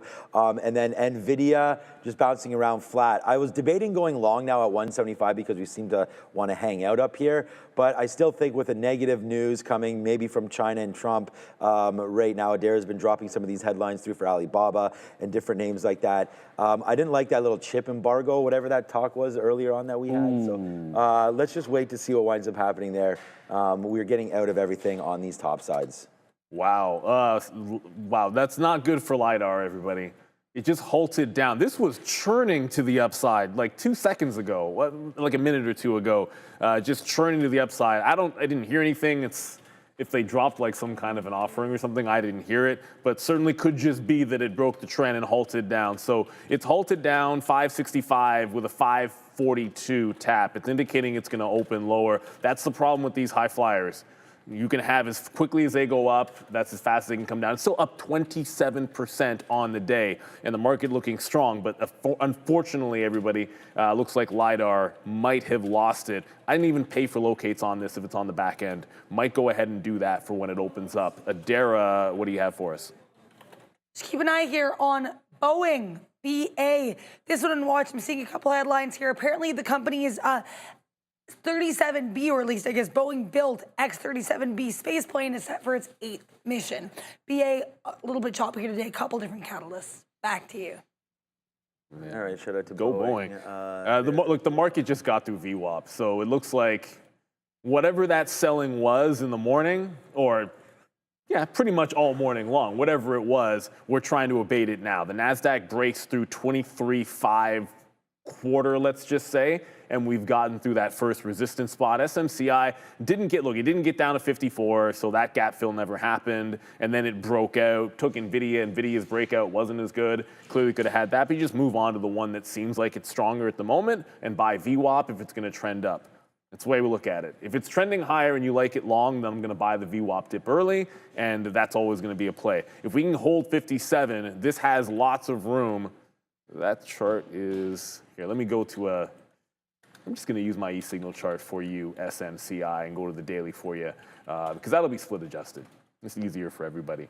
Because SMCI has got a lot of room, 60, 62.5. I'm not saying it gets there today, but now that you've broken 54, I think we're on a one-way trip to that price. I want to buy the dip again at VWAP until it stops working, and CoreWeave is looking like it's going to at least test that bottom finally. All right, so it just broke the 115.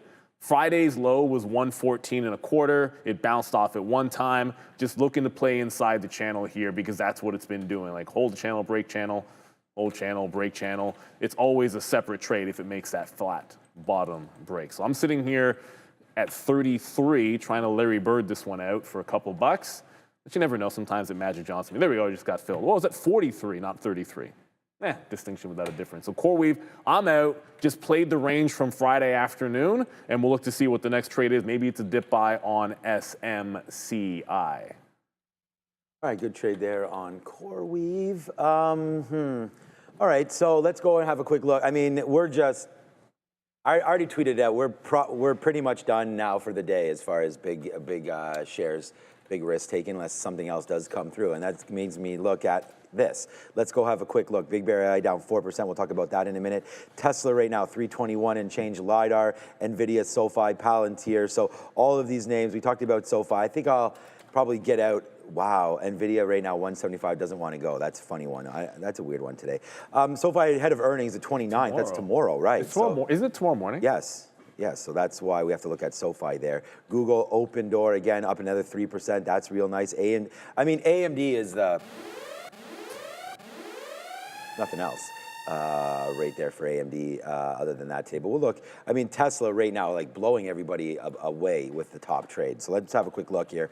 Top asked for trade. I'm not in this name, so. But yeah, there it goes right up there again. So I was still looking at, I still have written down on the note, 324. Yeah, so that was, oh no, it's not on the daily chart. It was over to here, which was 324. So right into here. Looks like we just made a little bit of a run up to that level. Obviously, we had that nice dip down. And we talked about that off the open, like watch out for Tesla. I even zoomed in to the 1 minute chart from Friday and showed you that we had that move down where we went down $2 or $3 before making a $6 move higher or whatever it was. And we had this huge trade on Tesla on Friday. We were long at 308. And it topped out there at 323 there, and then before fading back. But right now, here comes Tesla in again. This is what we're looking at, 321. Looks like that's going to be the recent break, 321.50. It's fading out a little bit here, but hovering around that level. That's the pre-market highs. So you want to think if you take that next level, that's 322.50, that's probably a decent break long upside there. So I think that if you were looking for something, I like Tesla breaking that high again, getting through the deal now with Samsung to get those chips going through. I mean, I think that's going to be big for robotics. I think that's big for their full self-drive unit. I mean, forget about the cars, that aspect. But, you know, what about everything else that they're building? It's nice that they're in bed now with Samsung, which is that huge, obviously, chip maker with lots of capabilities to probably produce everything that Tesla needs. So I feel like it's a good trade, man, and we'll still look for that 324 high. I'm going to cancel. Actually, I'm going to lower the shares that I was going to take on that. Right now, maybe to half of what I was thinking about now, but just because of where we've come from. But yeah, I still really like that trade. And then Big Bear AI, as CoreWeave continues to dump 113.50, that was a good one. It almost hit 7 here. Big Bear AI, yeah, does hit $7 basically, and now bouncing off of that. Remember, this hasn't been on the note in about a week. You know, we've gotten some out at 850. We're long at 4 and change, probably a little bit better now, but the average price was 4. And it's just a matter of waiting now to see what winds up happening with Big Bear AI. We need that earnings call. They're still not making any money. And there hasn't been no headlines for Big Bear AI since June. So you're now at the end of July. So we need to wait to get a catalyst here. I probably won't be looking at this until we get said catalyst. And remember, short float. Speaking of... It's a short float name. That's what got it going. Speaking of headlines, anybody looking at this BINI that's moving, this is Mullen, okay? Mullen changed its name to Bollinger Innovations, whatever that means. But if you think this, oh, look at this new runner, no, it's just Mullen. And I don't know why it's moving, just because they got a new ticker. It's actually not in our system, which is probably fine. It just means that I can't short it because I can't even trade it today. But BINI, that is Mullen Automotives with the new name. I have no idea what that even, like Bollinger Innovations? Maybe they hired John Bollinger. Yeah, but like, isn't Bollinger, it's a champagne. It's either, it's a technical term and it's champagne. They're not cracking any champagne unless it's every time they are able to dilute on shareholders, and then they probably crack some bubbly because they scam everybody. But anyways, that's all it is. I guess they needed a rebrand. That makes a lot of sense. Bollinger Innovations, good for them. SMCI is going. I know that vape stock, what did it do? Vape is trying to go, but this is not as liquid as you would think for 3.7 million shares, everybody. Like, I'm looking at the bid here. It is almost... Like, it's pretty thin. If this loses that $50 level, this thing could drop $10, and it doesn't even take a lot of shares to do it. So just be very careful trading vape. I know it's up 500%, and it's stair-stepping to the upside. It's already halted 2 times at least. So we're going to go back over to Adara. I guess I'm not going to get that next dip buy in SMCI at VWAP unless it drops a buck. Wow. AMD, go ahead. Yeah, you want a coffee? Yeah, I'll take one. Before we get into what's happening now, we'll take a moment to thank our friends at Top One Futures. Looking to trade futures like the Nasdaq, SPY, or Bitcoin? Top One Futures is one of the fastest growing prop firms out there. They give traders the chance to manage up to $1 million in capital. Pick your path. Instant funded Challenger Pro account. And start trading towards real payouts and even a live account. In the last 90 days alone, they've paid out over $10 million and earned more than 1,000 5-star reviews from real traders. Use the discount code TTV to save on any account. Scan the QR code or head to top1futures.com and start trading towards your next payout. Here's the Nasdaq trying to, make a higher low here around that 567, 60 area. Let's see if we can push into that 570 zone. In general, the Nasdaq, nice 15-minute uptrend. Keep an eye here as well on Alibaba, BABA, in addition to these talks here between China and the US on trade. We also have the company announcing their new AI glasses looking to compete with Meta. Speaking of Meta, NVDA on watch announcing yet another acquisition of new talent, this time from OpenAI, or I guess someone related to OpenAI. Back to you. Everybody right now needs to hit the like and the subscribe because Adara is making sure you get the news. And to be honest, like, she did karaoke all the weekend. I'll out you there, Adara. And the voice, maybe not there, but the heart, the news, everything you ask for. So hit the like, hit the subscribe. She's putting in yeoman's work. And the longs in here in this market, you do that and the karma goes like to 10x for everybody. Because wow, you've got to be kidding me. We just had a prior bar break for the first time. Like, this is how strong SMCI is.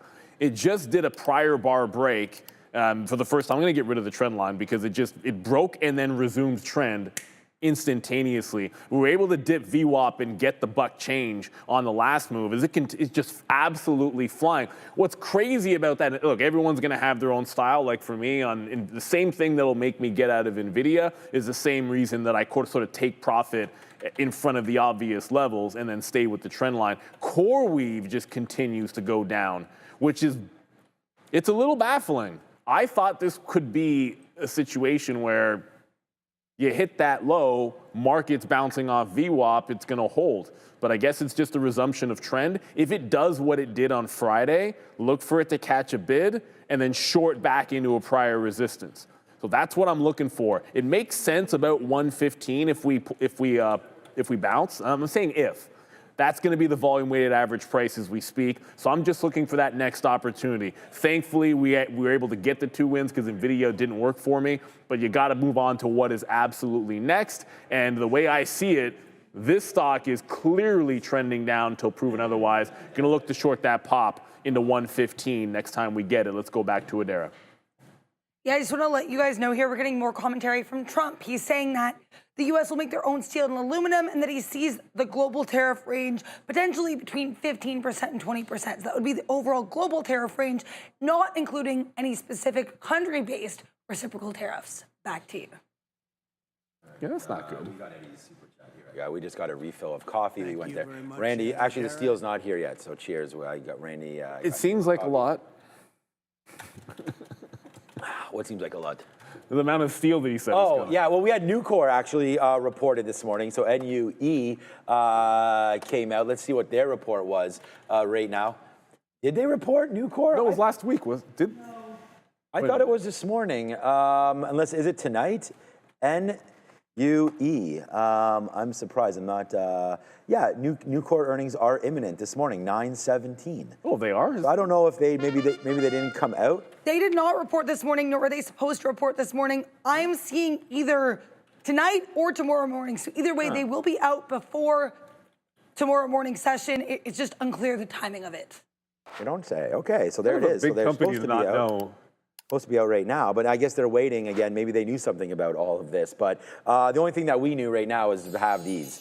And it's an I mean, honestly, the way this market has been trading the last couple weeks and months, this has been like a dream for the longs or just for trading in general. I mean, some of the stocks that you look at have continued moves. And I mean, this is another one here for AMD, as it's just like, look how this looks on the daily chart. Like, you know, you get that breakout today and there it goes. This is now, Neil, $4 right now in the money as it's just going, gone right now. So see you later for AMD. And we're able to actually take advantage of this move up as well on NVIDIA. We have a very, I might just get out of NVIDIA. I have such a small piece left. I was still waiting for a 174 dip there, but I don't know if we're going to be able to get that. The trade that we have that we're not in right now, but this was the only losing trade, and that was, well, actually NVIDIA was going to be a losing trade as well, P&L wise, but this one is our last one that we dumped out on. This is a P&L winner. The only losing trade that we have is NVIDIA P&L wise.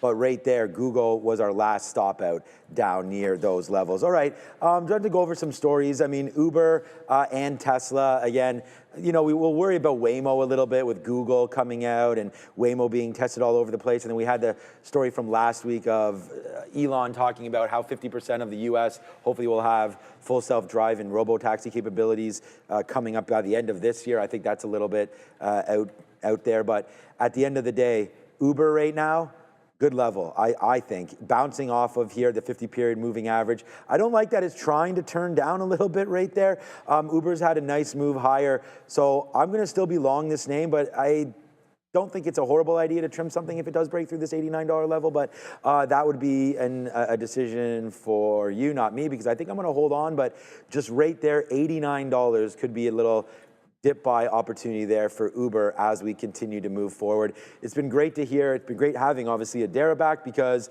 we get some of this information about earnings and Nucor and what's going on with different things. So it's great to have Adara back. Welcome back for that. And then also we also have news flying around right now with all these chips and all this kind of tariff talk as we move forward. But you know what? Regardless of Adara being back or not, Robinhood, again, had a huge move off the open, earlier on. Then the huge move was to the downside, and now we're just reclaiming VWAP again here as some of these bank names get going. I do have a target.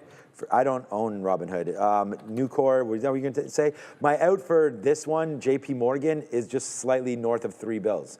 So if we can break through 300, then we'll get out of some of this trade that we have in our long-term portfolio right there. And we do want to thanks a lot for Eddie Sarkisian. I was going to go to Eddie after something that Rivian Millionaire. I did double check when Rivian Millionaire said this. Uber's P is 15.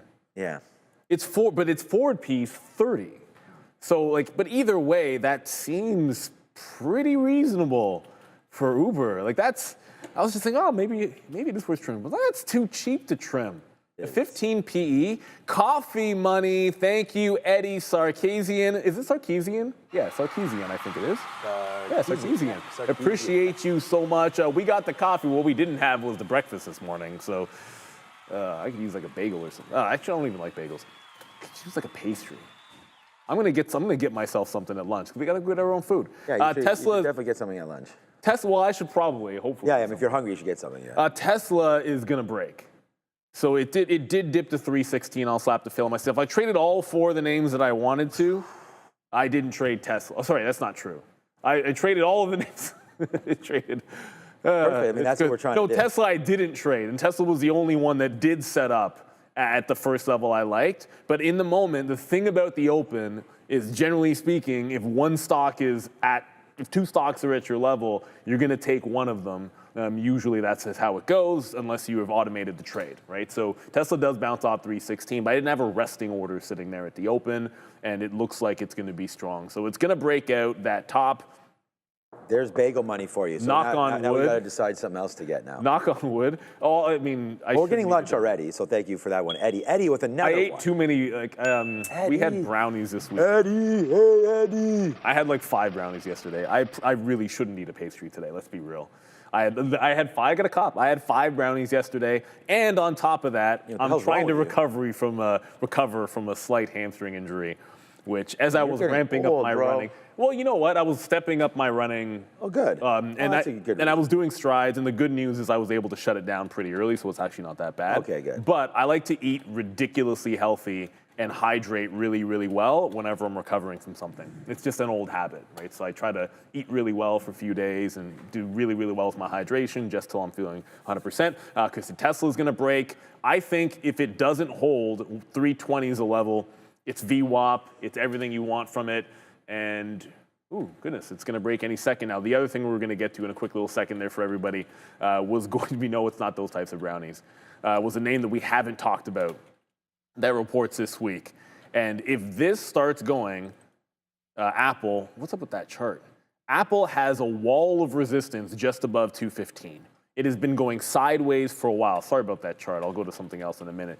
But if this can break out that high, 216 for a break makes some sense. I wrote it down but didn't put it on my note because Apple hasn't really done anything.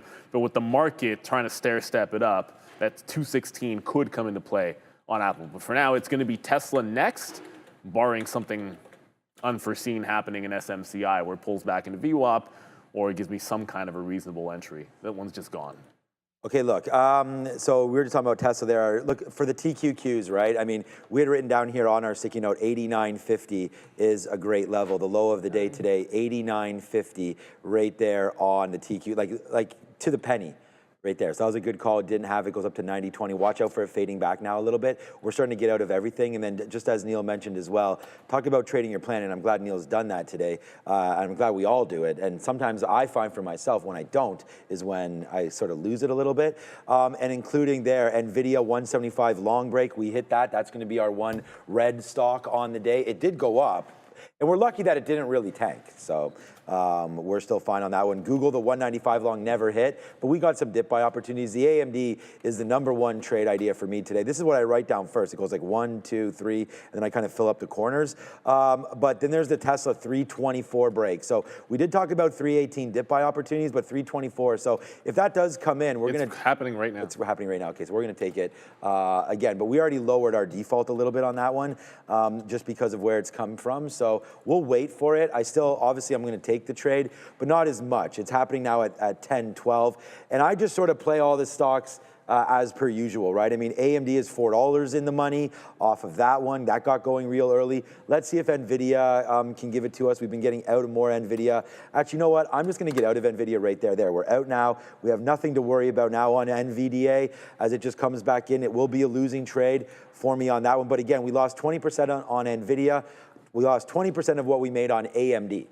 So that's how you kind of know that we're trying to do a big day here. All right, there goes Tesla right now. We're long. We get long at 05s. We'll take something out at 30 if it can come back up there, which would be its first area. And then we'll take something out at 50s, and there it goes through 30s, and here it goes through 50s. And oh boy, Neil, when you're reading the board right, you are reading the board right again. There's another big trade breaking through 324. The only thing is that we did lower our default on it. So it's a nice one. It's a nice one right there. But there it goes, 324 again. And that is one more time, not a fruit salad trade. It is another one right there, whether or not you're reloaded or not. There goes Tesla breaking to the upside.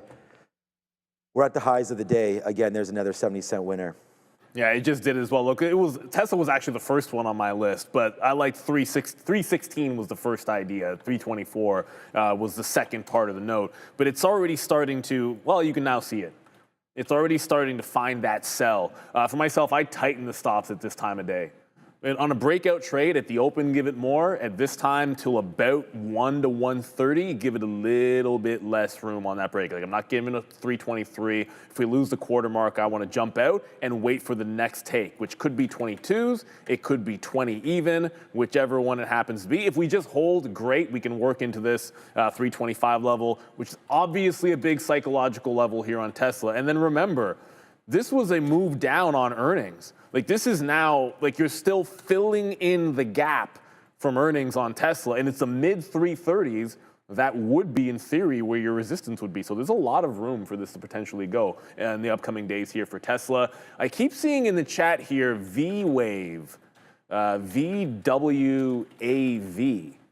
Vision Wave Holdings going absolutely ham here. Not one I'm super familiar with, but we can all tell when you've got the shorts in trouble because you'll have these topping tails and then the shorts win, and then you'll have a breakout and the shorts are getting squeezed very clearly through the $5 level here. So I don't know a ton about this story, but certainly you've got a good one going, and the volume's tremendous. This looks to me like it's the only thing popping off at the high of the day as a small cap runner that's doing more volume and increasing volume. Everything else is sort of tapering off. Like LiDAR is tanking, and this stock is flying. Let's go to Adair for some details.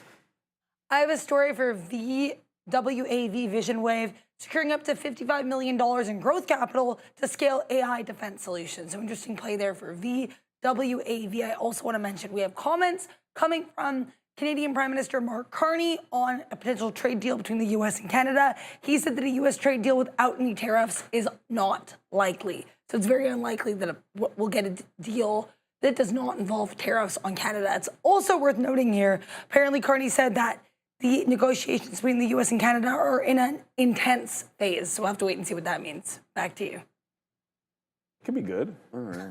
Yeah, it should be. I mean, it can mean a lot of things. But yeah, we know there's going to be some problems with our trade deal here because I don't think Carney's going to budge, and it doesn't sound like Donald Trump. Nobody. is either. Right now, what's up, Max? Right there's another dollar for us. We've taken about $6 or $7 in total from this market today. And Tesla, just another out right there at 85s. So, yeah. Again, was a little bit cautious on this. Obviously should not have been.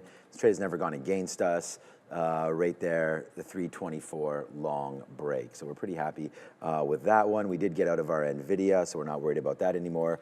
Tesla and then AMD falling down a little bit right now, but we've just taken the opportunity to get out of this. So a nice little bump up into 174.50. Now you're starting to fall back just a little bit as some attention goes over to Tesla. And it's just funny because my net just keeps going up here because we have Tesla, which is great. We're at the highest spot we've been at all day, despite having this move down. So that to me is how we double check everything right now, make sure that we're on the right track. Wow, there goes Tesla one more time. And again, like I was saying, you know, you can go check it at Trader TV, Sean. But there it goes, man. There's Tesla 324 long break, AMD 167 break.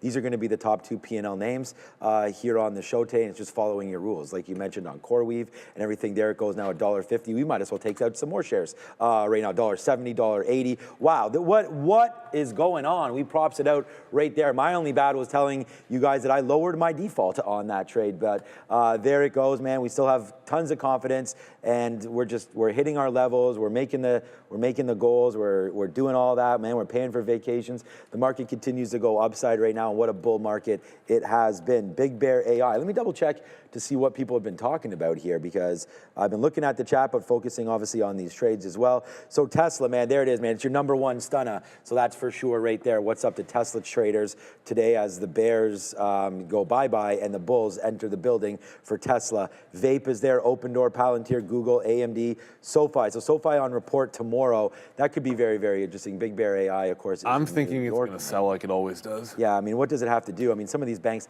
most of the banks did sell off initially. Now you're back up to the high trade there. So, yeah, what's up, Akil? You did take the 318 dip buy. You're welcome then, man. I mean, we gave it to you both ways there on Tesla. The 324 long, which we actually have, and then that 318 dip buy, which, you know, I guess I could have taken it on that break right there once we break 318.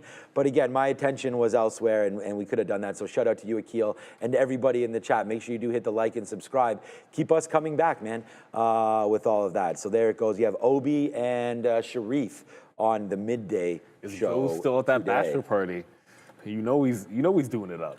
You know he's doing it up. But I gotta look. We're gonna talk about all of these symbols that you guys are getting into for sure. But I wanted to make sure we saw a couple of things, because as the market is heading higher. Whoops. Okay, I got to tell you, I just trailed out of Tesla, so let's go to that first. I was going to get to Alphabet. I know a lot of people were mentioning that one as well. We just got to 326 on Tesla, which is this gap fill. So go to the earnings aftermarket low, let's call it, because that's what it is. It's the aftermarket low on earnings, 326.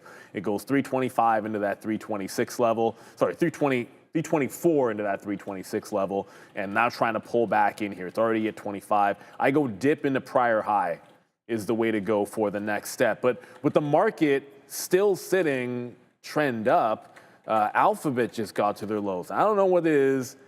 This was a buy for me instead of IBM. We were talking about that last week. I kind of went with Alphabet because the valuation is the one I wanted to buy post earnings.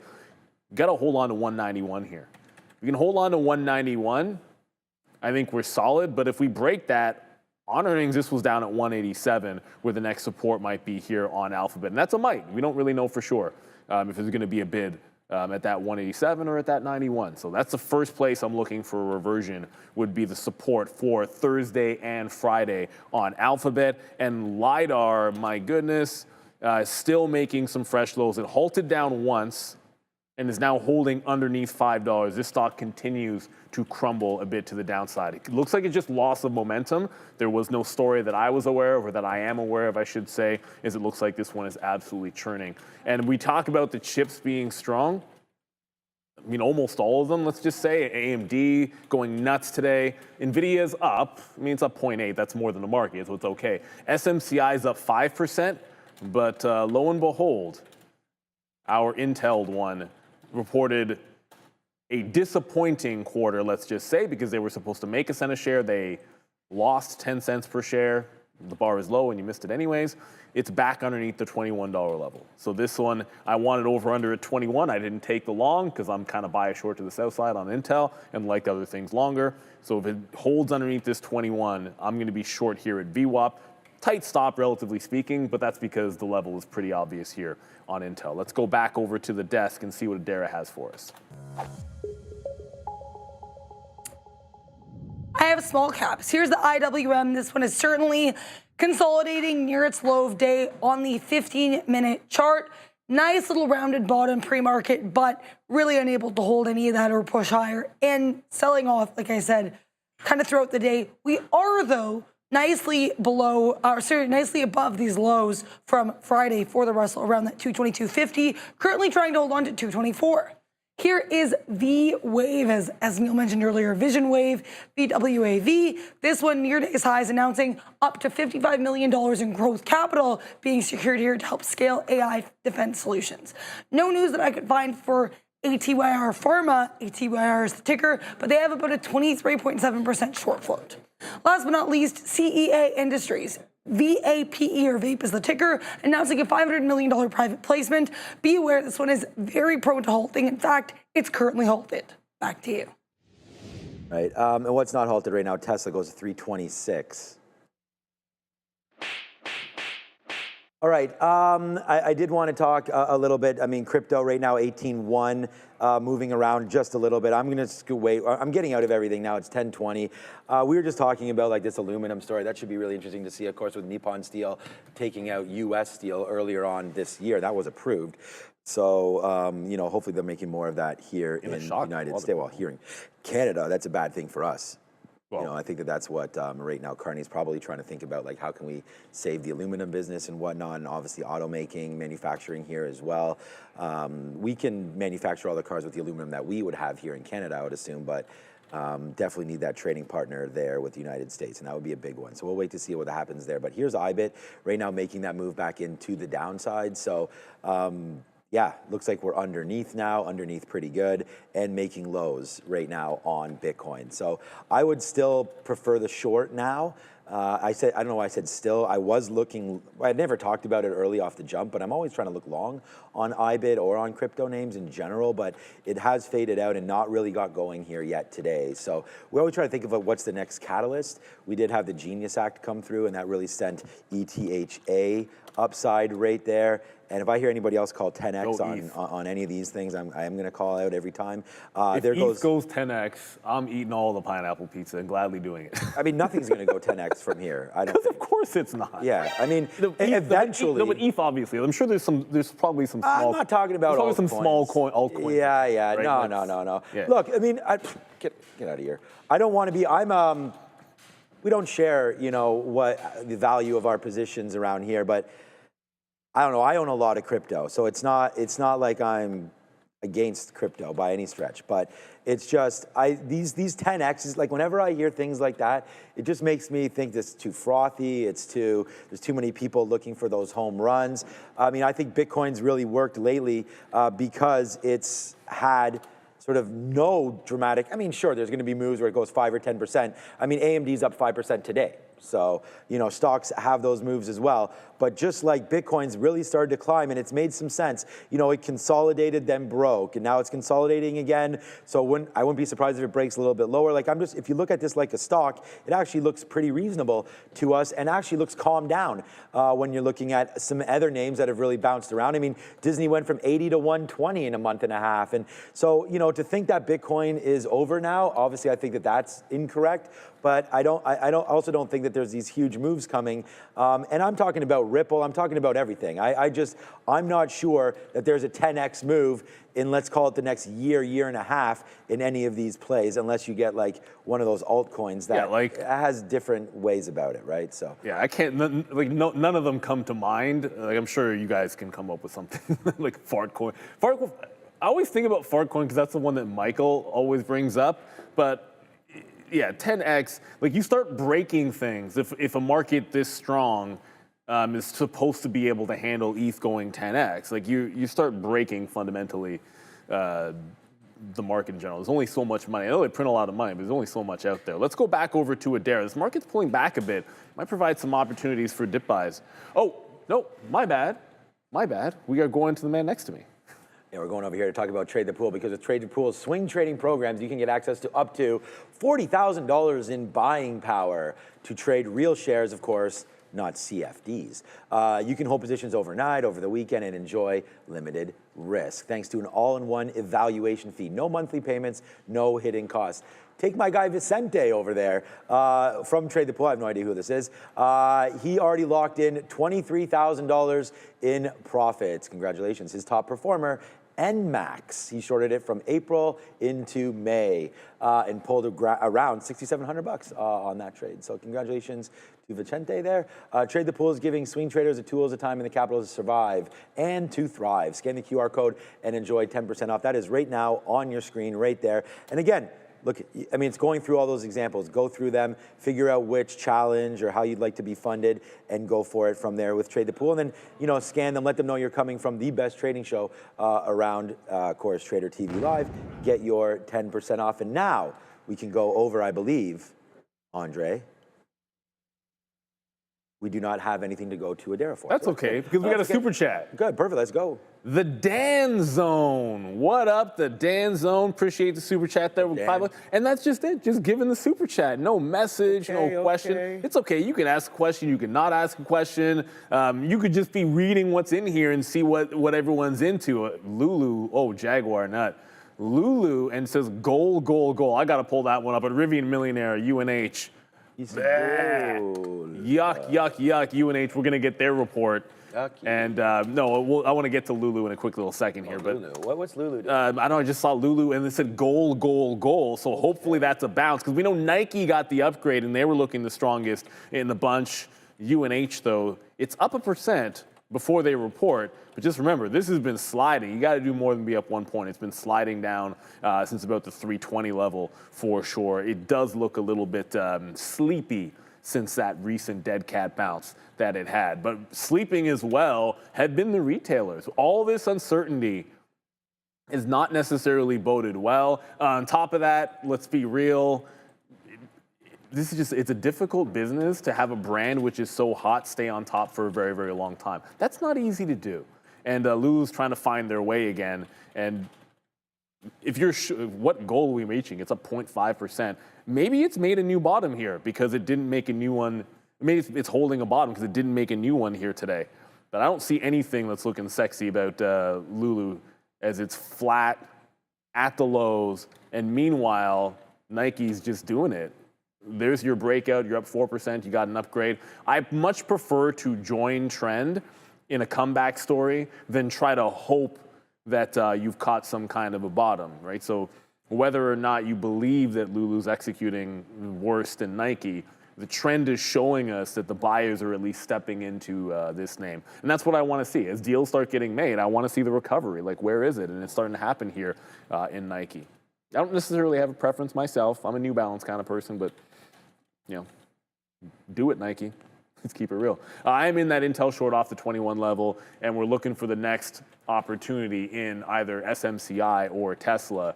Unfortunately for myself, though, as we're taking Tesla, CoreWeave came into VWAP, and it dumped. So CoreWeave making another fresh low. The stock is still, not every high flyer runs forever. We're in a bull market, but this recent IPO is starting to give it up. I haven't checked out Circle. Sometimes the valuation does matter. And this is an example where it got a little bit out of hand, and now it's starting to come back in. It wouldn't surprise me, and I haven't looked at Circle today, so if Circle's up, don't at me. It wouldn't surprise me if Circle was having a rough day as well. Sometimes these fall together, down 2%, right? So strong market, and both of these high-flying recent IPOs, they're just selling off. And you could say it's because money's going into more quality names with more reasonable valuations. Whatever your reason might be, I don't think anybody knows the proper bottom for these names. They're in the figure it out stage in terms of valuing both of those two companies. Very different companies. Circle, at least, you have some idea that it might try to move along with things like ETH, along with the rest of the crypto space in a general sense.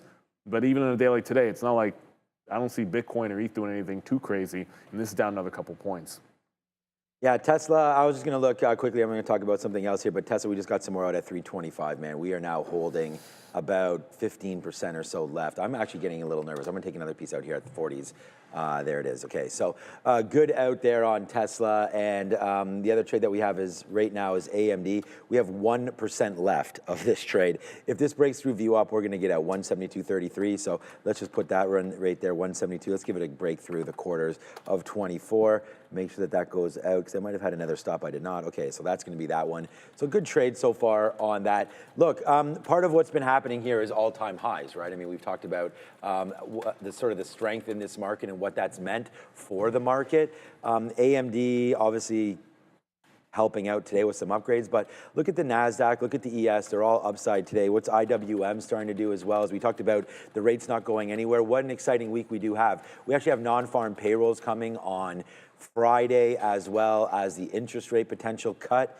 It looks like it's going to be a 0% chance of that, 97, 98% chance of no hike whatsoever. So that's something else to potentially look at as investors and or traders for this week. IWM, of course, not doing anything, as they're very interest rate sensitive spot in the market. So we'll have to wait to see what winds up happening there with IWM. But the one thing that I wanted to look at, again, thank you to Adara for doing this again, scheduling this even on her off week. She had this ready to go for us. So here it is, man. This is your earnings calendar. So we're going to have a big look, because we haven't looked at it yet today, but you know, we've talked about some SoFi there today as well. SoFi coming out tomorrow. That's going to be a big name to look at. We have Spotify.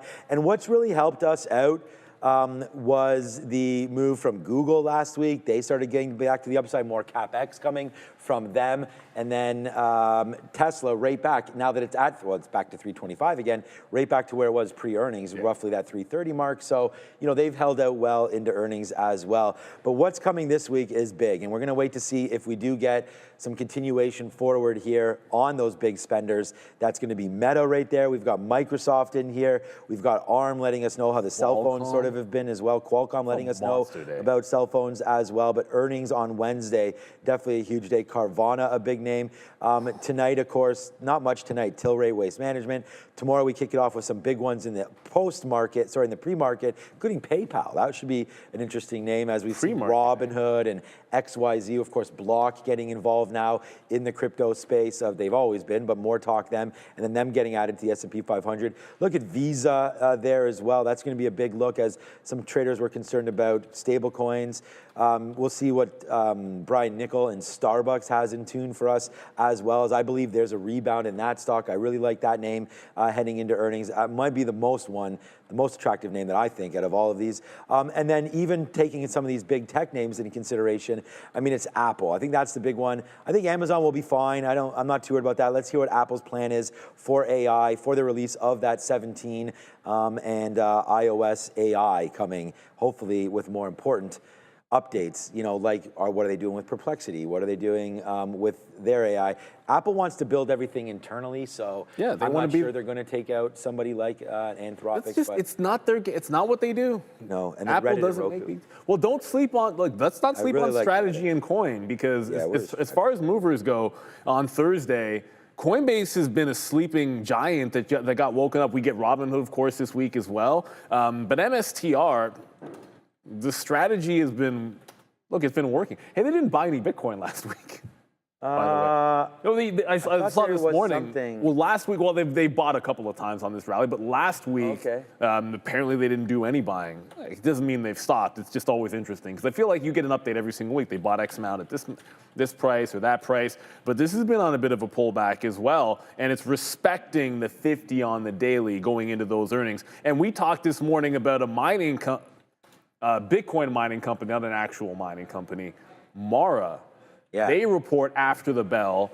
This has fallen right back into 17, almost the $17 level. Check that. It bounced exactly off $17. Oops. Well, that was a miss. So anyways, see that support level at 17 from the afternoon and from Wednesday, so the afternoon Friday from Wednesday. Mara literally bounced off $17 even, and that's not a typo. It went right to 17.00 and is going higher. This should be a trend reversal into VWAP for myself. we're mentioning this, like upgrade, downgrade, I don't really care, but as long as it can hold on to $17 going earnings. For some reason, I had thought they reported in the morning, but they report after the bell tomorrow. So we actually have 2 days of trading in Mara before, 2 sessions of trading in Mara before we get to earnings. And that should be very, very spicy. The miners need some kind of a pivot. They've gone with going into Bitcoin treasury like everybody else does as well. But at the end of the day, I think that was kind of long overdue for them. And it does give them a chance to bounce here, but it's a bit overdue. Let's see if it can hold that 17 a second time. This segment here brought to you by eSignal. Make sure you do scan that QR code right on your screen right there. And we'll talk about eSignal because it has all the screeners. It has all of the charting needs that you possibly can think of. And for me, it's the reliability, right? I mean, an easy to use platform, connected over 50 plus brokers, completely customizable, whatever the colors, whatever sort of anchor VWAPs or anything you're looking to do, pre-market, post-market, plus it's entitlement based. So you can scan the QR code right there, grab your first month free, then let these guys know what sort of markets you're trying to trade. Maybe you're trading Forex only and you don't want to pay for the data for the NYSE, or maybe you're looking to trade Japan or some of these Chinese markets. We talked about deals today with the EU and UK and all that. So most of these platforms won't chart the same way that they will depending on the entitlement. So if you're looking to have consistent charting and just call up whatever symbol you want and use your same trading platform, trust me on this one, guys. I've been using eSignal for 25 years. You want to make sure you scan, maybe 24 years. You want to scan eSignal, that QR code, and take advantage of their freebie right there, and just get it going, man. I mean, right there, really happy. We just got notice that new skates have now shipped for my daughter, so she's wearing size 2.5. Well, skates are always about a size and a half lower, but she's like a size 8 or 9 in shoe size. So it's like she's got to get bigger skates right there. So she's size 4s right now. And she only, when you're playing competitive hockey, you got to spend a little bit more on the skates, which kind of sucks. And she's going to now have 2 pairs of blades. So that's going to be even more exciting. So we're getting ready for all of that. I hope that her skates fit her as they come through today. She hasn't complained about it yet. She really likes her new stick as well. So that's key. Yeah. So the skits. That's good. That's working out. Joe, he's broken a couple sticks as well. Every stick you break is a couple $100, so it gets expensive on that. But she's only broken 1 in her career so far, so that's been good right there. Okay, but that's what it is right now. All right, so we talked about some of the earnings plays that are coming through.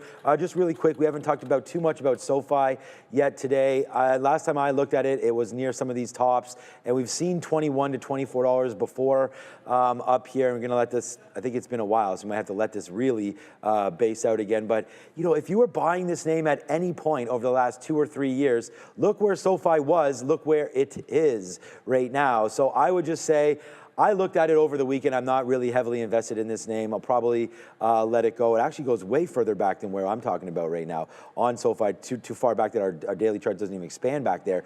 But right now, SoFi up to 21 and change dollars. I'll actually take this opportunity to look to see what that exact high was here. I'll pull down eSignal. Like I said, it's just so easy. You just type in weekly charts. It takes just a matter of seconds for it to load back up, and there it is right there. So this is what I was looking for. You know, we've already been up here before. It was back 3 years ago, back in 2022, where we had some nice up and down movements, and it's just really been bleeding to the downside. But then over the last 6 to 8 months, wow, SoFi's had a huge move from $10 up to $22. So I would say take profits if you have any right now in SoFi, which probably most of us do, and then maybe wait for earnings after that. You know, I wish there was, I could probably ask ChatGPT this, but how many times SoFi actually goes up off earnings?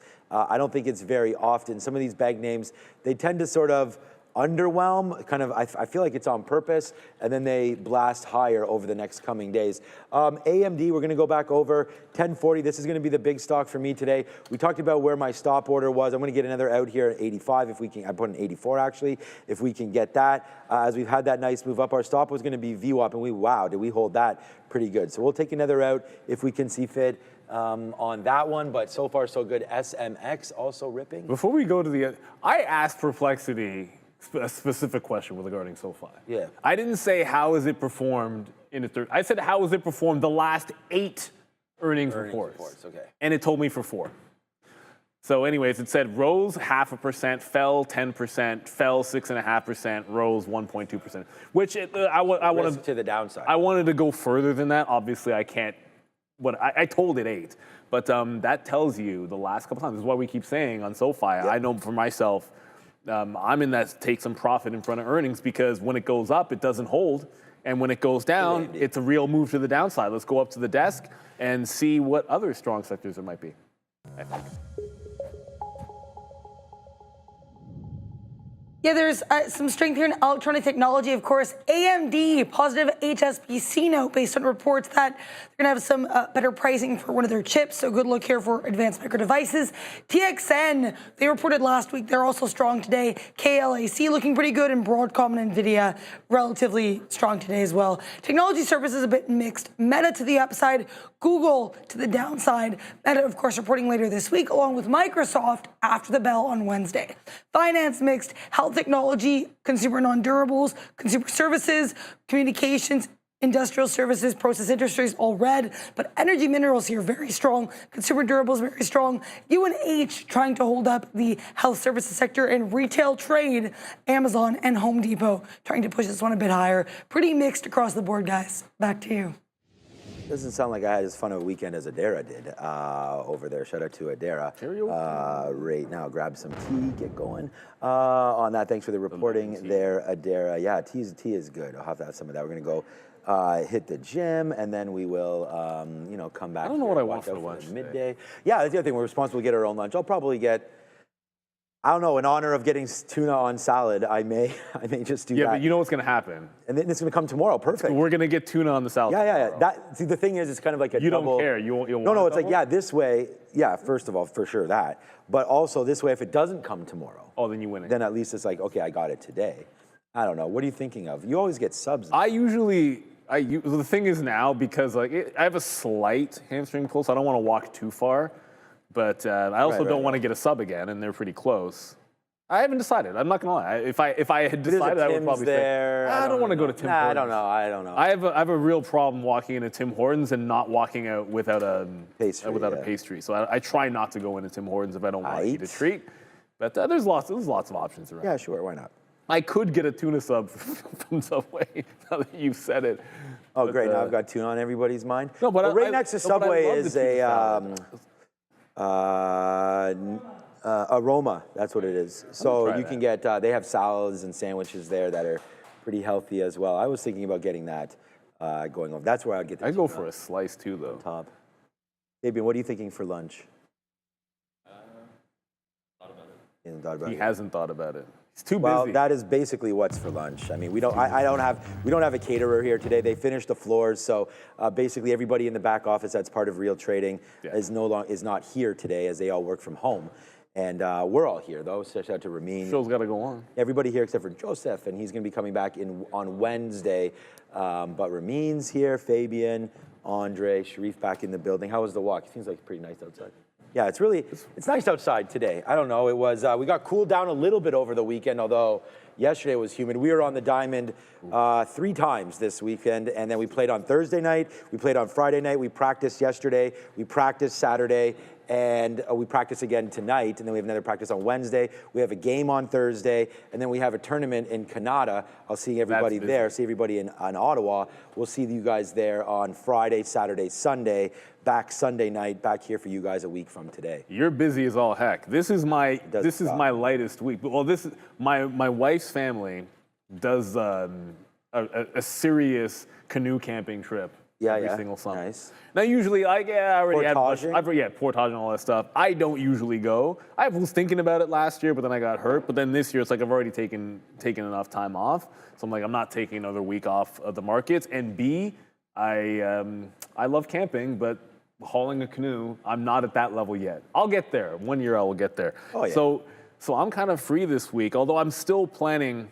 It's our last week of ball before the year-end tournament. Oh. So I'm kind of, even though my daughter's not there, like I still want to be there for the team. So I'll probably still go to the game, and I'll probably still go to practice because, I enjoy it, and the kids have made so much progress that I feel like I just want to be there. But look, the market is no longer, we're not screaming to the upside. we're not failing. We just lost the volume weighted average price on the Nasdaq. We're still up 0.3, but it's now looking it's like an inside day at this point. So you've got to understand where your strength does lie. So I was just looking at this stock which hit a scanner. It's not really doing anything. You got to look where that strength might be, and that's going to lead me at least back over to maybe we can still get back into SMCI. This is now gone 7.5% to the upside. This is going absolutely ham. I didn't think we'd go this far on SMCI today. I thought we'd go station to station, but this one is left of station. You could see double digits, but just going to point out on the daily, you get to $60, that is the big resistance spot on SMCI. And that would be over 10% from this 54 breakout, which is, we closed at 54.5. So if it goes 10%, that's exactly $60. SMCI gets to $60. I'm looking for a reversion on this thing up there. Super, super strong name in the chip sector. Hunting for 8. Like I said, if it gets double digits, that's that 60 level. It's always nice to see Obi again. He comes in right away, and he's like, nice, I see that AMD trade. I see that AMD trade. So shout out to you, Obi, man. I love trading with that guy. And you're going to see him very, very soon on the midday show with Sharif. So they'll have a couple bangers there. And we'll find out exactly what Obi's been trading. I have no idea, so we'll wait and we'll hear from him. But thank you so much for the kind words, Obi, again. So, this is why this guy's just pretty much a class act. She's not wearing her glasses today, so I'm wondering what is going on over there. Ramin walking around. Shout out to that as well. So, yeah, all right. So basically, to wrap everything up there today, AMD, NVIDIA, Tesla, all big trades. We're good on them. We'll wait to see what we got going forward. We do have big earnings tonight. We sort of mentioned that a little bit as well. And some of the stories this morning, Nucor does not wind up reporting. So we're going to find out when they do, of course, as there's more aluminum. I had the markdown as trading this morning. Dara's sort of already talked about that. The robo-taxi story in Tesla, nice little rebound again from their most recent earnings call. And not well received, but well bought back up as there goes Tesla down into the downside right there on a daily chart. The daily chart looks a little bit messy for sure. But look, traders can't figure out what they want to do with Tesla. Whether or not you're a bull or a bear, this name has to be respected for sure. Tesla, we're out. Tesla is going to be P&L.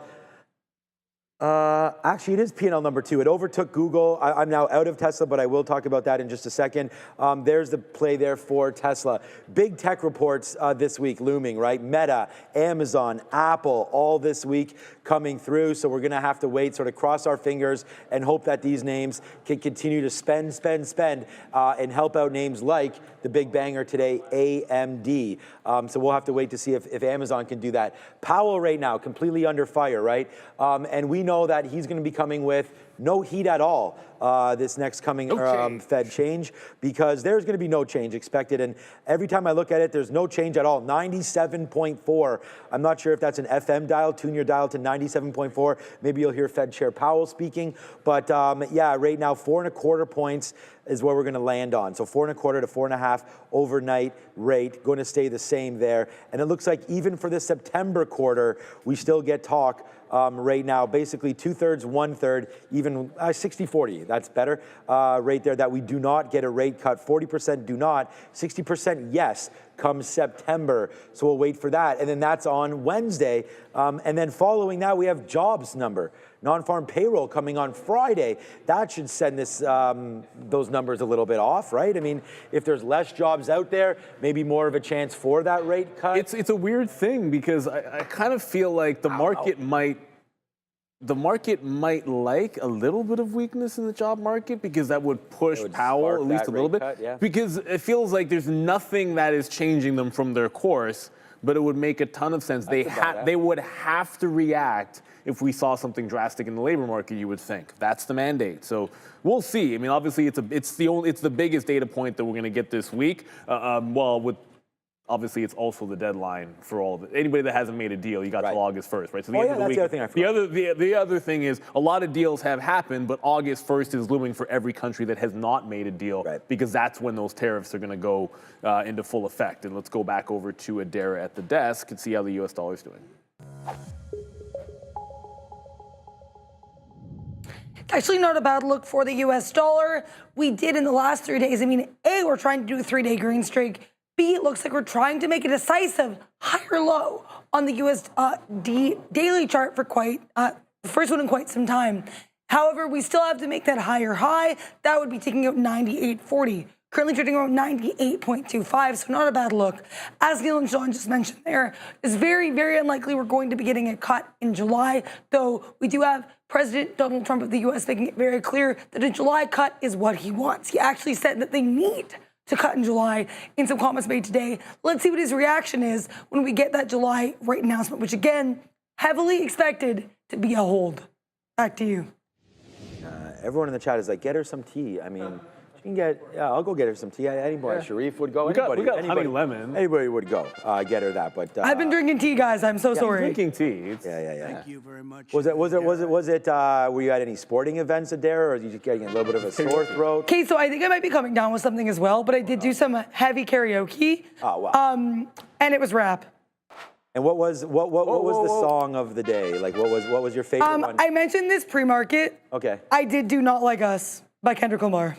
Good. Okay, that was a lot of fun there. Shout out to that one. How's a Canadian gonna roll that? That's just cold blooded. She's been a Kendrick fan. No, I know she likes Kendrick. Yeah, well before all of that. Sorry, Drake. Going through right Sorry, there. brah. Yeah, don't feel sorry for that guy, that's for sure. All right, so right into here. So there you go. So the karaoke machine. You know, we've already talked about doing an event. We want to thank Eddie today for the big super chats again, man. We've been talking about doing an event around here for a minute, and hopefully it hasn't disappeared. We want to thank everybody, man. So this is from Curtis right now. Why is MSTR Dookie going into earnings so far? Well, crypto's dookying right now a little bit, but I mean, we still like crypto, so I think MSTR will be fine. I mean, the story is intact there. Michael Saylor's come out and said he's not selling anything, regardless of what happens. So if you like Bitcoin, you got to kind of like MSTR. I think it is just, again, he can borrow money at 3 or 4% and buy Bitcoin with your money. So if that's something that you like to do, get levered, that's good. So the Dan Zone, we've talked about this. Do I have any thoughts? Oh, I missed this one on LAWR. I think maybe Neil might have caught that. I remember there was something there. We can look at LAWR in a second. There's still 4 minutes to go. Check that, 7 minutes to go. And there it is, man. We want to thank Eddie for the big one today. Coffee money and bagel money right there. So thank you so much for that. Over $100. We'll talk about over $120 today. Thank you so much for fan funding. And of course, the show is completely for free. So we just want to make sure that everybody hits the like, hits the subscribe, stays in the chat. Our mobile stream's been hot as well lately. So check out that, as we've been getting some good responses on that. Many traders, again, walking around on their mobile at a Starbucks, or even wherever. on vacation, Mr. Westermeyer. On vacation as well, like Westermeyer, like Adair, like myself, like all of us, like Joe. You know, I'm sure Joe, there goes Adair getting a coffee. Get it, Adair. Right there. Yeah, that's Sharif's thing. Oh, I'd say it. Okay, you say it. I'm going to say it. I don't care. I know a lot of people saying those things as well. Adair, please get it. Always got to get it. That LAWR, though, sorry for missing that super chat. I didn't see it. That was an IPO last week, I believe. It was a weird beep in my ear there. Yeah, I did hear like a real quickly there. Anyways, there was just an IPO last week that looks like it is lost the bid a little bit here. So yeah, day 2 looked pretty good, but I have no news or catalyst on Robot Consulting Co.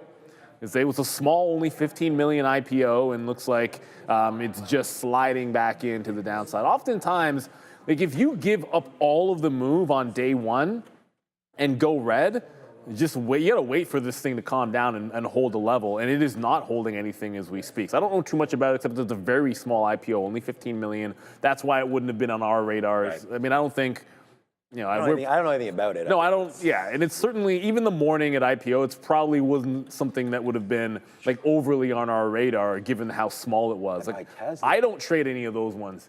As Mara's trying to bounce off that 17 again. I'm in at 8. My stop is, there's situations where I don't have an even dollar stop. Mara at 17 is not one of them. If it hits 99, I'm out. Like, I'm risking 10 pennies to get this one to go back into the volume weighted average price. Oh no, SMCI, it didn't get to 60. Looks like the turn was at 59 and not at 60 on SMCI. I was looking for that 60 curl, as you guys well, I had just said it, but it looks like maybe this pullback into VWAP could be coming in here instead of that 60 level. I still prefer, look, we liked it long this morning off the open, but when you get this far with a resistance at $60, I do look for that mean reversion to come in, and it looks like 60 is the right level. Well, sorry, 60 wasn't the right level, and 59 might have been. All right. Thank you again so much for Rocket Trader. And by the way, there goes Tesla. Another one. Get on that bull. Instead of riding the Tesla, we'll ride the bull. My Tesla is downstairs right now charging. Thank you so much to Trader TV Live and Real Trading for paying. There it goes. Nice move to the upside right now. 327. Look, there it goes, man. Just like me, never to see another gas station, although we still drive, of course, the Atlas, which we have to, man. Despite only having 2 kids. Oh, saw Baxter last night. Showed up to Baxter. I had some steaks on the barbie. We talked about it. Steaks and shrimp and zucchini. We talked about that. I like asparagus, too, on the barbecue. Great little move if you're looking for some veggies to throw on there. The wife likes to bake these days broccoli. We had new potatoes yesterday, cut in half, baked with some broccoli as well. Know how I feel about that was actually pretty tasty. Yeah, broccoli's, I like steamed. Actually, I like even fresh broccoli, dipping it in the crudité there, dipping it with some ranch dressing. If I have to eat it, I'm usually eating it raw. Right. Yeah, like if I don't love broccoli, but if I like beef and broccoli. If I'm going to eat it, what am I even talking about? Chinese, man. Oh, but that's Chinese broccoli, the beef and broccoli. Okay, but that's sort of like it's you can do some dishes you put it in that I don't have a problem with it. But by itself, I'm trying to eat it raw. Oh my goodness! And shout out to I like it raw.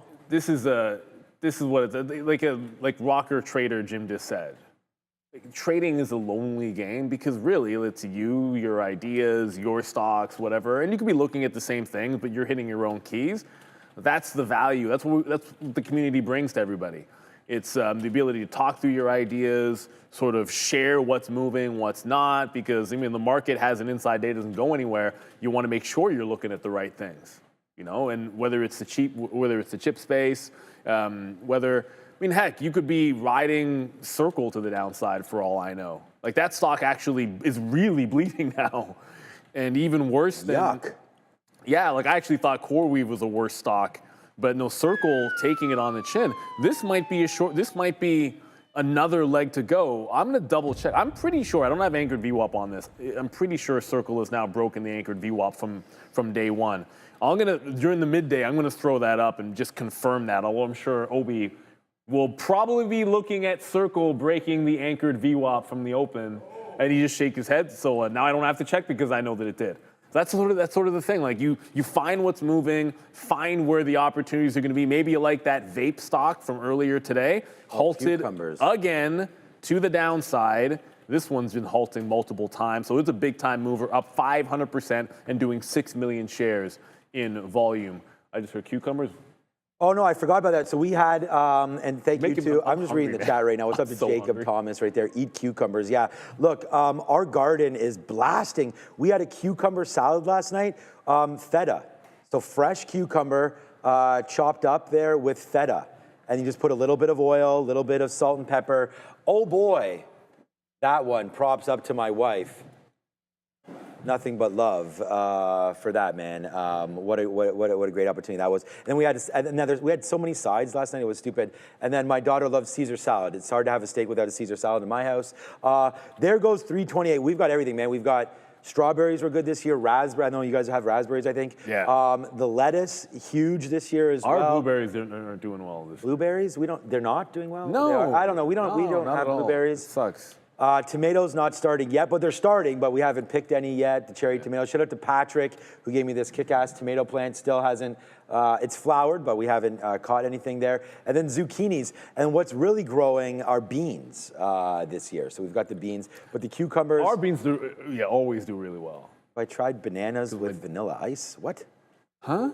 I don't know. It was make your own pizza night at our house as we watched Happy Gilmore. That was really nice as well. All right, it's 11 o'clock. I gotta go swimming. All right, Neil, wrap it up. Some bananas with what? Say that right here, Eduardo says in the chat, have you tried bananas with vanilla ice cream maybe? It maybe means onions, tomatoes, bananas on the grill. No, I haven't no, but you could done that before. Look, you couldn't. You don't cook bananas, cook plantains. That's just. Yeah, I don't think you put bananas on the grill. They would melt. No, you can grill plantains, though. Oh, plantains, fine. Plantains, I think it would be a little bit better than grilled bananas. Yeah. But I don't know, whatever. I'll try anything at least once. Like but, that.